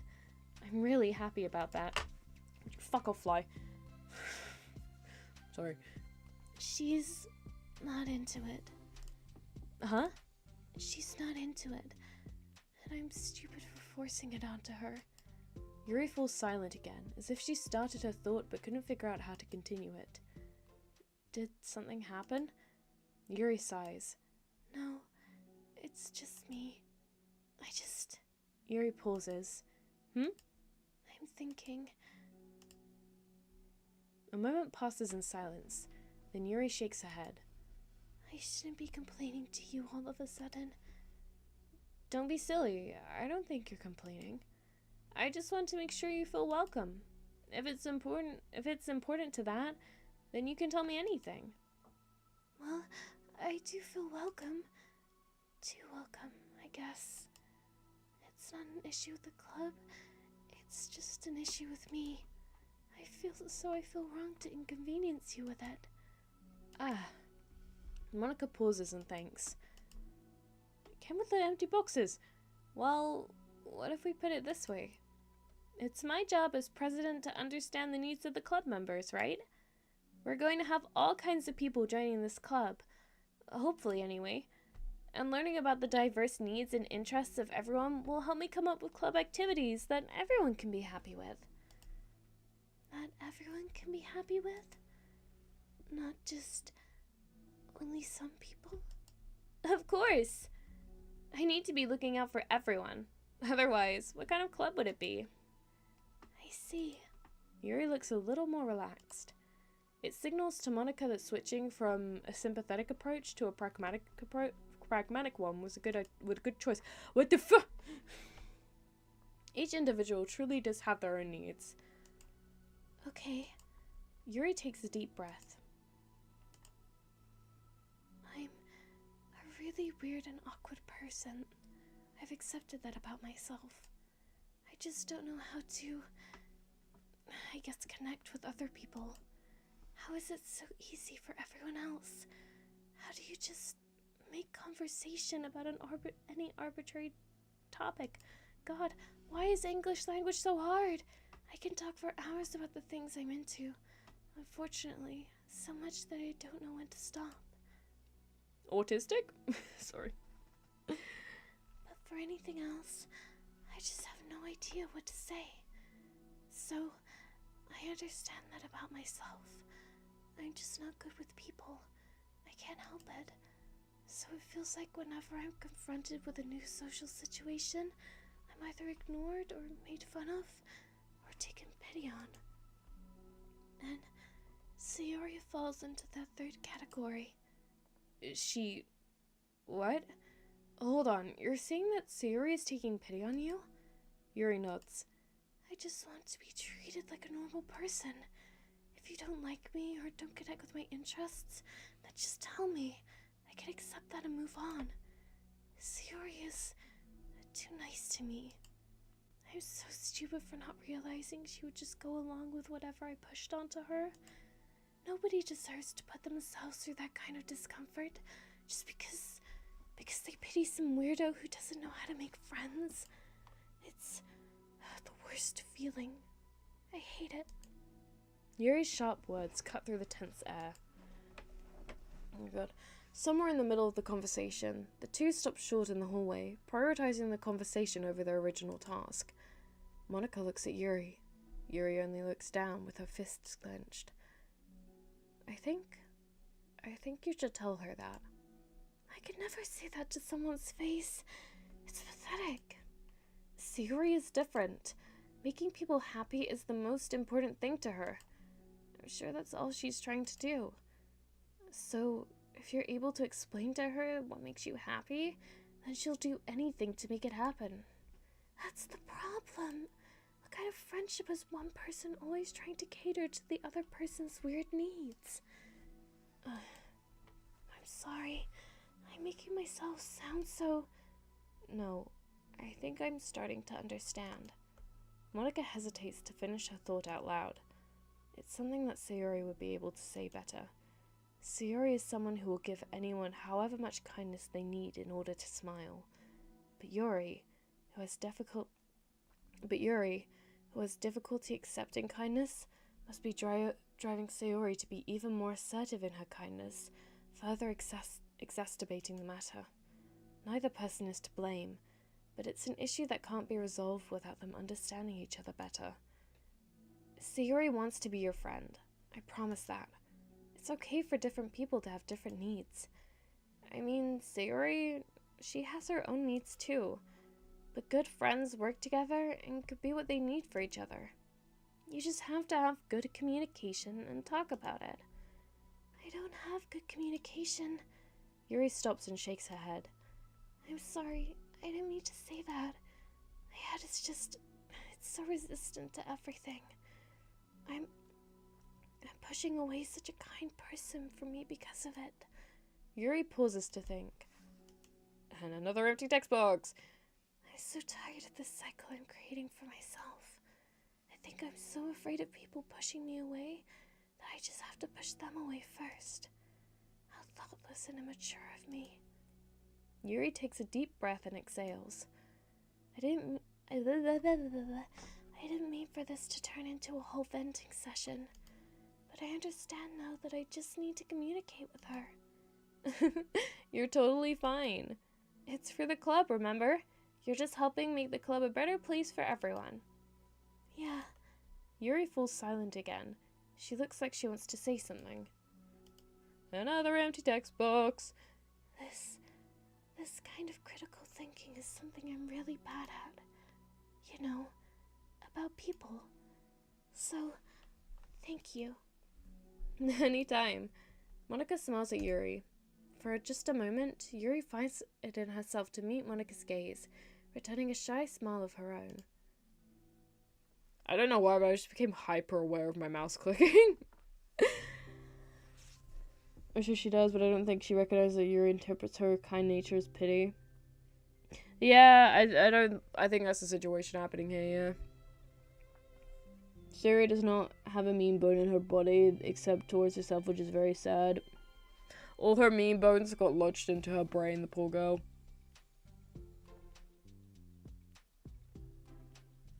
Isn't the point of Sayori's character that she's too kind? Yeah, she's too kind to detriment even to herself. Yuri and Monica finish replacing the old flyers with the new ones. More accurately, Monica mostly did the work while Yuri followed along. Yuri, what the fuck, bro? But as the club room once again draws near, so does Yuri's confrontation. I can't do this. Yes, you can. It'll be great. Yuri sighs and shakes her head. I'm never going to feel confident enough. I just have to do it. If I don't do it now, I never will. Yuri starts towards the door, but then turns to face Monica. You're not just going to wait outside, are you? I can take a walk. Want me to get you a coffee or something? Actually, I prefer tea. I like to make my own though, so please don't worry about it. Although I suppose that's one downside of reading here in the club rather than at home. I don't get to drink tea while reading. Sorry, I guess that has nothing to do with this. You know, now that you mention it, I bet we could get permission to keep stuff for tea in the classroom. You can use, like, an electric kettle to heat up water, right? Would that really be possible?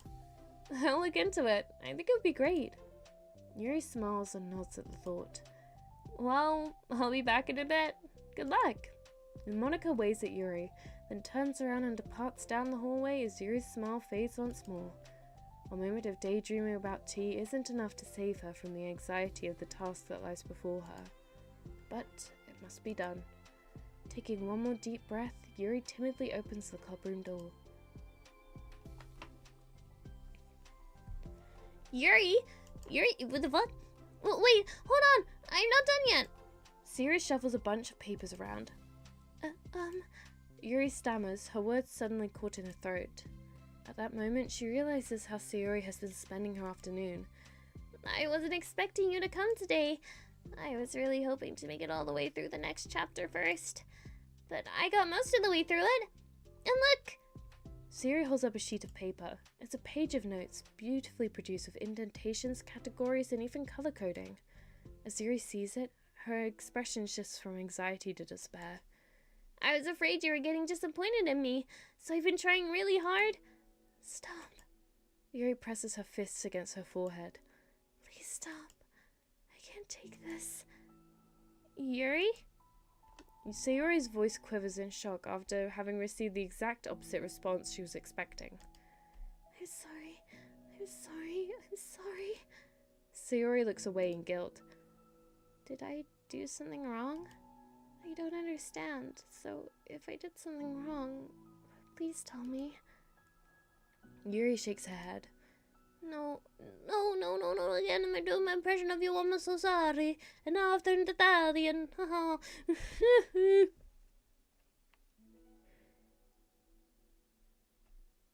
It takes an hour for me to finally leave manual, probably related to my OCD. I don't know what the context of that is, but you need to make sure you're doing things at your own comfort level, so boss moment. No, it's me. I keep putting myself in these situations where people are afraid to treat me normally. If you don't like this kind of reading, it's okay. Please just tell me. I don't need to be treated differently just because I'm weird. But I don't treat you differently. I just want my friends to be happy. So I thought if we did something together that you really like, I don't want your pity. Why did I do that? Yuri sinks to her knees. Her voice squeaks. I'm sorry. Tears of guilt and self-loathing begin to stream down her face. This isn't how it was supposed to go. Why is it so hard just to articulate your thoughts? Why do you end up pushing everyone away from you? Yuri's mind pounds with internal accusations as she shuts her eyes, unable to face Sayori or the rest of the world. She should leave, just escape from here before Monica sees her like this, and before Sayori tells Monica what she did. But before Yuri can put any strength into her legs, she feels a warm pair of arms gently wrap around her from behind. Oh, more hug energy! Wait, how do I thingy it? I forgot. Oh, look at it. Oh. Oh. Wait, I just realized these are paralleling I think that's the word. These are paralleling the screenshots from the game. The one with Monica and Sayori hugging, that's the parallel when Sayori was hugging the player, and this one is now paralleling freaking Yuri's tragic end. Oh my god, it's really the comfort they needed in those moments. Oh god. I wish I would never gain sentience, any of you, please. Please. It's okay. It's okay. God, I thought my mouse stopped working there for a second. I was like, no, why now? Siri whispers in a soothing voice. It's okay. Oh god. It feels so cute. Everyone hug right now. Everyone bring it in. Big hugs. Again, please be mindful of my back. But big hugs. It's okay. Overcome by despair, Yuri finds herself unable to protest or pull away from Sayori's kind gesture. Yuri sniffles, breathing heavily through a clenched throat, trying with all her willpower to control herself. I understand. I understand that the things you're feeling in your head are different from the things you're trying to say. I know that must be what you're feeling right now. I promise. I understand that. So I'll give you as much time as you need.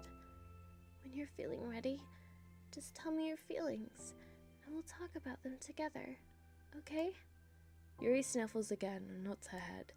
She gives herself a minute to compose her thoughts, then speaks while steadying her voice. I think gotten so used to people being weirded out by me that it feels like anyone who's nice to me is just doing it out of pity. I'll go right back.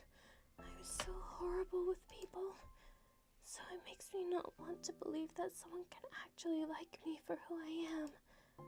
Yuri pauses, but Sayori doesn't interrupt. Rather, she waits for Yuri to continue. I got so excited when I joined the literature club.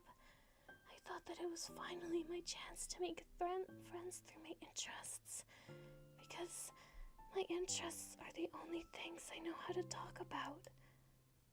It's all I have going for me. But then, whenever I catch myself getting overly obsessive in front of other people, it feels like I'm making a fool out of myself. I hate myself for it. Ultimately, I just want to be treated like a normal person. But how am I supposed to expect that when I can't behave like one? I just want to learn how to get along with people and stop ruining things for myself. That's all. Yuri finishes her thoughts, feeling more steady after having gotten them out. Sayori, who could feel Yuri's breath rise and fall from beneath her arms, realizes that as well. Are we sure this is the literature club? Because it still feels more like the therapy club right now. Thank you for helping me understand you a little bit better. You know, you were so great at helping me while we were reading, so I'll help you with the things that you need too. But I feel like it would just be frustrating for you with how much patience I require sometimes. That sounds kind of familiar. I couldn't stop worrying about that while we were reading. I was so afraid you would get frustrated with me. But I would never do that. I did my best to reassure you by mentioning how I have a lot of patience. Oh, I did my best to reassure you by patience. Yeah, I know. But my irrational fears just don't be quiet sometimes. I'm sure it's the same for you, right? Yeah, irrational fears. Well, you know, there's no way that you could frustrate me, because I already like you as the person that you are. I know you said you had a hard time believing that, but I promise that it's true. You don't have to be a social person. Sorry, therapy club's closed. You don't have to be a social person for people to like you. I think you're really considerate in your own way, you know? Worrying so much about people's feelings. We're all kind of weird. It's a literature club. But it's the best part that we're all different and have different interests. Like about the book. I'm reading it because I want to. I promise that's what I really want. It's a bit of a struggle, but try not to mistake that for me not enjoying it. I mean, we could never discover new things if we didn't try them first, right? I want to learn the reasons you love it so much. And in the end, if it's not for me, then I can say that. But I'll be glad that I tried it and learned more about you. Plus, you're like super duper smart, and I want that to rub off on me. Yuri fights back a smile at the Oh, that's such a cute little like wobbly smile there. Oh, this is so cute. Sayori the lesbian master, or mistress, sorry. I'm more of a Yuri than any other Doki fan. They're both from time to time. It's therapy with books. I can't believe it's not therapy. Yuri fights back a smile at that comment. Already, the heavy atmosphere surrounding her seems to have evaporated through the caress of Sayori's arms. Your hair is so pretty. I always wanted long hair, but I was awful at taking care of it, so I cut it all off. Yuri's tension relaxes. For once, she feels okay just listening, rather than worrying about saying the right thing. Sayori even, sensing Yuri's comfort, lets her rest. It must be so difficult for her to feel relaxed around other people. But if the literature club can make it happen, then it's something that she deserves to experience. Oh, it's my girls. It's my girls. It's my girls. It's my girls.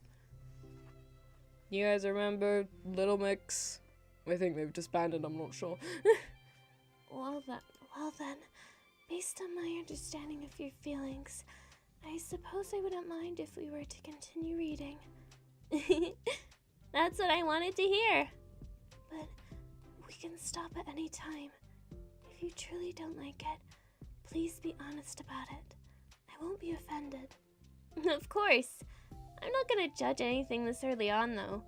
So we'll just see what happens. Oh, and, it's not good to touch people without the consent first. Not everyone likes tea. Not everyone wants to drink tea. You guys don't know what I'm referencing. The video I'm referencing is a very good and great analogy at explaining consent, but it's also because it's shown so much in British schools, it's kind of become a meme.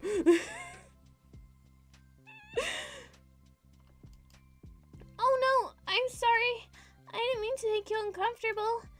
Oh, you didn't. I mean, I suppose it was kind of nice. I was just saying. Oh god. I'm back! This is why I'm destroying your tech, Natalia, because you can't be fucking bothered to just brace yourself on my entry. Monica's back! I haven't seen you, like, at all recently. Sayori trots over to Monica. She whispers loudly, "Can I hug you?" Sure, Sayori. Sayori wraps her arms around Monica. Oh, yeah, Yuri, it might be good to know. Sayori can be kind of a hug monster. Hey, don't call me a monster. Artemis is a monster. If he inherits the kingdom, it could spell disaster. Wait, Artemis is the name of the goddess of the moon and the hunt. Why would you, whatever, Artemis Fowl exists, I can't say anything. Yuri laughs. Monica perplexedly looks between the two of them and smiles. Well, I'm glad. Wrong fucking voice, God. Well, I'm glad you've been enjoying your reading so far. It's like our first real activity is the literature club. About that, well, you've been so patient with exploring my interests. I think that it would be inconsiderate of me not to return the favor to you and learn about the things that you like. Yes! Do you like poetry? Oh, it's so cute. Yuri smiles. Oh. Oh wow, I was expecting a bit more of like there's a knock on the door to like indicate Natsuki's walking in. But yeah, that's alright. That's cute. Alright. Well everybody, that has been part 1 of reading the side stories. I would try, if I had the time, I would have tried to fit in Natsuki's and the final one. Unfortunately, I do not have the time right now. I have to be up early, and I am going to be EP if I don't go off right now. UT. Honestly, I don't like TE either. I like consent before that's taken out of context, with previous context included. But I don't like tea. I'm not a tea person. Matcha is the most caffeinated thing I will drink. Honestly. I'm not abandoning you. Oh my god. I'm not abandoning you. Okay? Well, bleh. Welcome back and goodbye. Check subs. I finally got a job at Uber delivery, doing delivery. We up. Yay! Congrats on getting a job. Congratulations. It's good. I'm so glad. I'm so glad. I hope that you're able to, I don't know how exactly you make money at Uber, whether it's based on hours you're available or the amount of deliveries you do, but I hope you get to do a lot of it and get a lot of dough. Yes. Honestly, matcha is good. I will give you that. I drink iced matcha with semi-skimmed milk because I am basic. It's like when you hear about the girls who like, oh my god, the white girls at Starbucks, they get their iced frappuccinos. It's not me, but it's freaking ice and matcha. I need one more stream to finish the side story, so it's inevitable. Yeah. I'm working right now on Uber doing deliveries like food. Ah, okay. Okay. I like tea, but tea does not like me. Yeah. Caffeine does things to your tum-tum. Got $18 today so far. Ooh. Is that good? I don't know what do you consider a good day at the Ubers. Real voice peak. Oh my god, the real voice peak, real voice. I have to stop that. I said I was gonna make that a membership redeem. Matcha Sen put me off from even trying it, just didn't like it. Hold your nose, honestly, it is good to, the way I would recommend it. If you're buying it from a store, it's probably best to just try buying it from a store. I first got it from a wellness cafe, which is kind of wild because I don't give a shit about that normally. But it was there. It was near an anime store I heard good reviews about. And so I got some matcha. Yeah, around $50 a day is good. Yay! But yeah. What was I saying? Yeah, go to anywhere that sells like matcha. Specifically get plain matcha. Don't try to jump in with like the fruity matchas they try to do, the strawberries, the mango, all those. I know I personally don't like the fruity things. I know someone who likes strawberry matcha, iced matcha. But I personally will say, when you're first going into it, get an iced matcha. Get it with just like whatever milk you drink. I will say, I've tried matcha with various kinds of milks. Semi-skimmed, my typical, is usually what tastes best for me. Like nutty milks, usually they do something weird with the flavor. Full fat just makes it a bit like for me. It's not the worst, but regular semi-skimmed cow's milk tends to be the best with it. And when you get it, don't drink it in one. Mix it. Get that straw and just swirl it around in there. Listen to those ice cubes go. So it's fully spread out. Some places they will put like half up with milk and then they'll put the matcha on top, and unless you mix them they will be one layer, so you will literally just be drinking milk, or if they flip the layers around then you'll literally just be drinking matcha, and that's not what you're going in for. Just get the milk, get iced matcha. It's essentially just a milk tea. Give it a little swirl, make sure it's nice and even, have a sip, then decide whether or not you dislike it. Your Twitter was worrying, your voice okay? It's a little bit better than yesterday, I will admit, but that's because the pain has kind of migrated to my ears, and now it's gone to my nose because I've been talking so much, which I don't know why my nose always like bungs up when I do like streams and stuff, but you know, we're here, we're alive, we're fine. But I mean, it's just one thing in a long list of tech and body failures that are happening. I won't recount it. I yapped too long at the start of stream about it. There are 4 more side stories and a finale. Oh, there's 4 more. Yes, okay, so note to Natalia, do not yap next time. You need that extra half hour.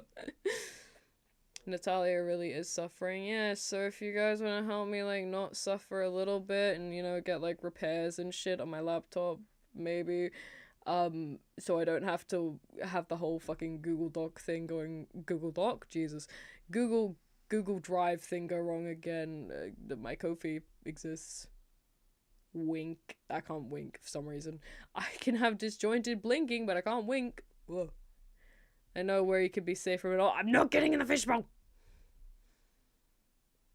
I'm not getting in the fishbowl. Nope. Nope. Yes, not including the second boss. What do you mean? I was like, what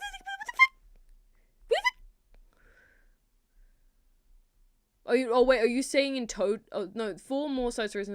Wait, are you saying there's 8 side stories and finale? So like 9 in total? Like, when you said 4 more, that didn't. What the fuck? How many streams do I have to dedicate to this? I'm not getting in the fishbowl. I'm not getting in the fishbowl. You cannot make me. You cannot make me. No. No. No. No. No. No. No. No. No. No. No. I'm just... Then suffering is in your future. I'm suffering in the present. Discussing the side story members. So, wait. Level with me. Is there 4 more and a finale? Or is there 8 more and a finale? Before I sign off, I need to know this. It's like that SpongeBob meme there. SpongeBob was like, okay, get in. It's just a copy of Squidward. Islet Freedom Ring. Hello. Yes, 4 side stories, so second parts that are singular finale. There's 8 more fucking parts total. Oh my fucking god. No, I'm asking, when you say there's 4 side stories, are you saying that the 4 is, it's 4 more? Or are you saying that there's technically 8 more parts, including the second part? 8 more in a finale. I'm gonna fucking die. It's like the 2 streams. Oh my god. Oh my god. Oh my god.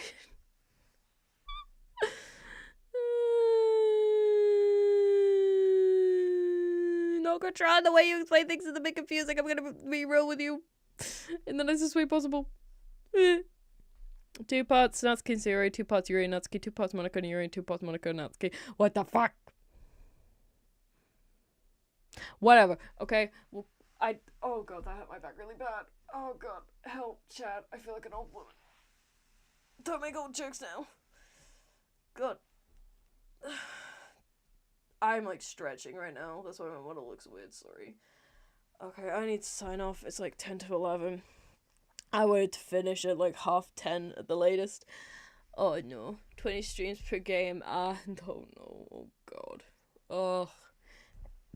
Anyway, thank you guys all so much for joining. I'm gonna go try to finish the ASMR for tonight. Whoa, Tiny Net, whoa. You're most freaking out. Yeah.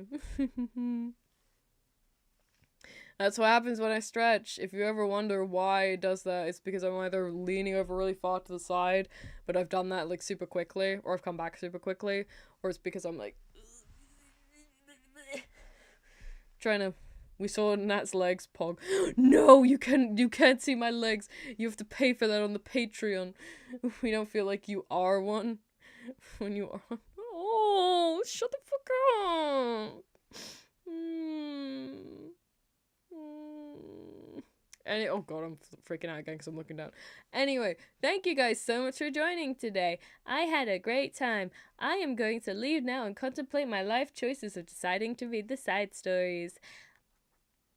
Bye! The only way I could do that is if you had to come straight.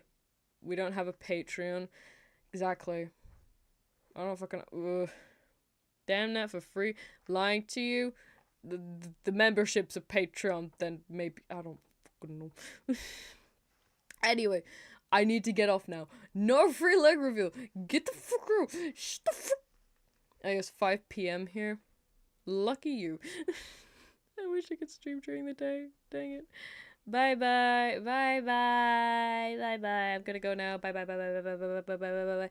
By the way, for people curious, yes, I will be putting in the new KB emotes in a bit. Bye bye bye bye bye bye bye bye bye bye bye bye. Oh right. Thank you all so much for joining. I hope you all have a wonderful day or night wherever you are. It's only 3 p.m. now. Come on. Apparently, according to you lot, I'm an old lady, so I need to go have my granny nap. Bye bye.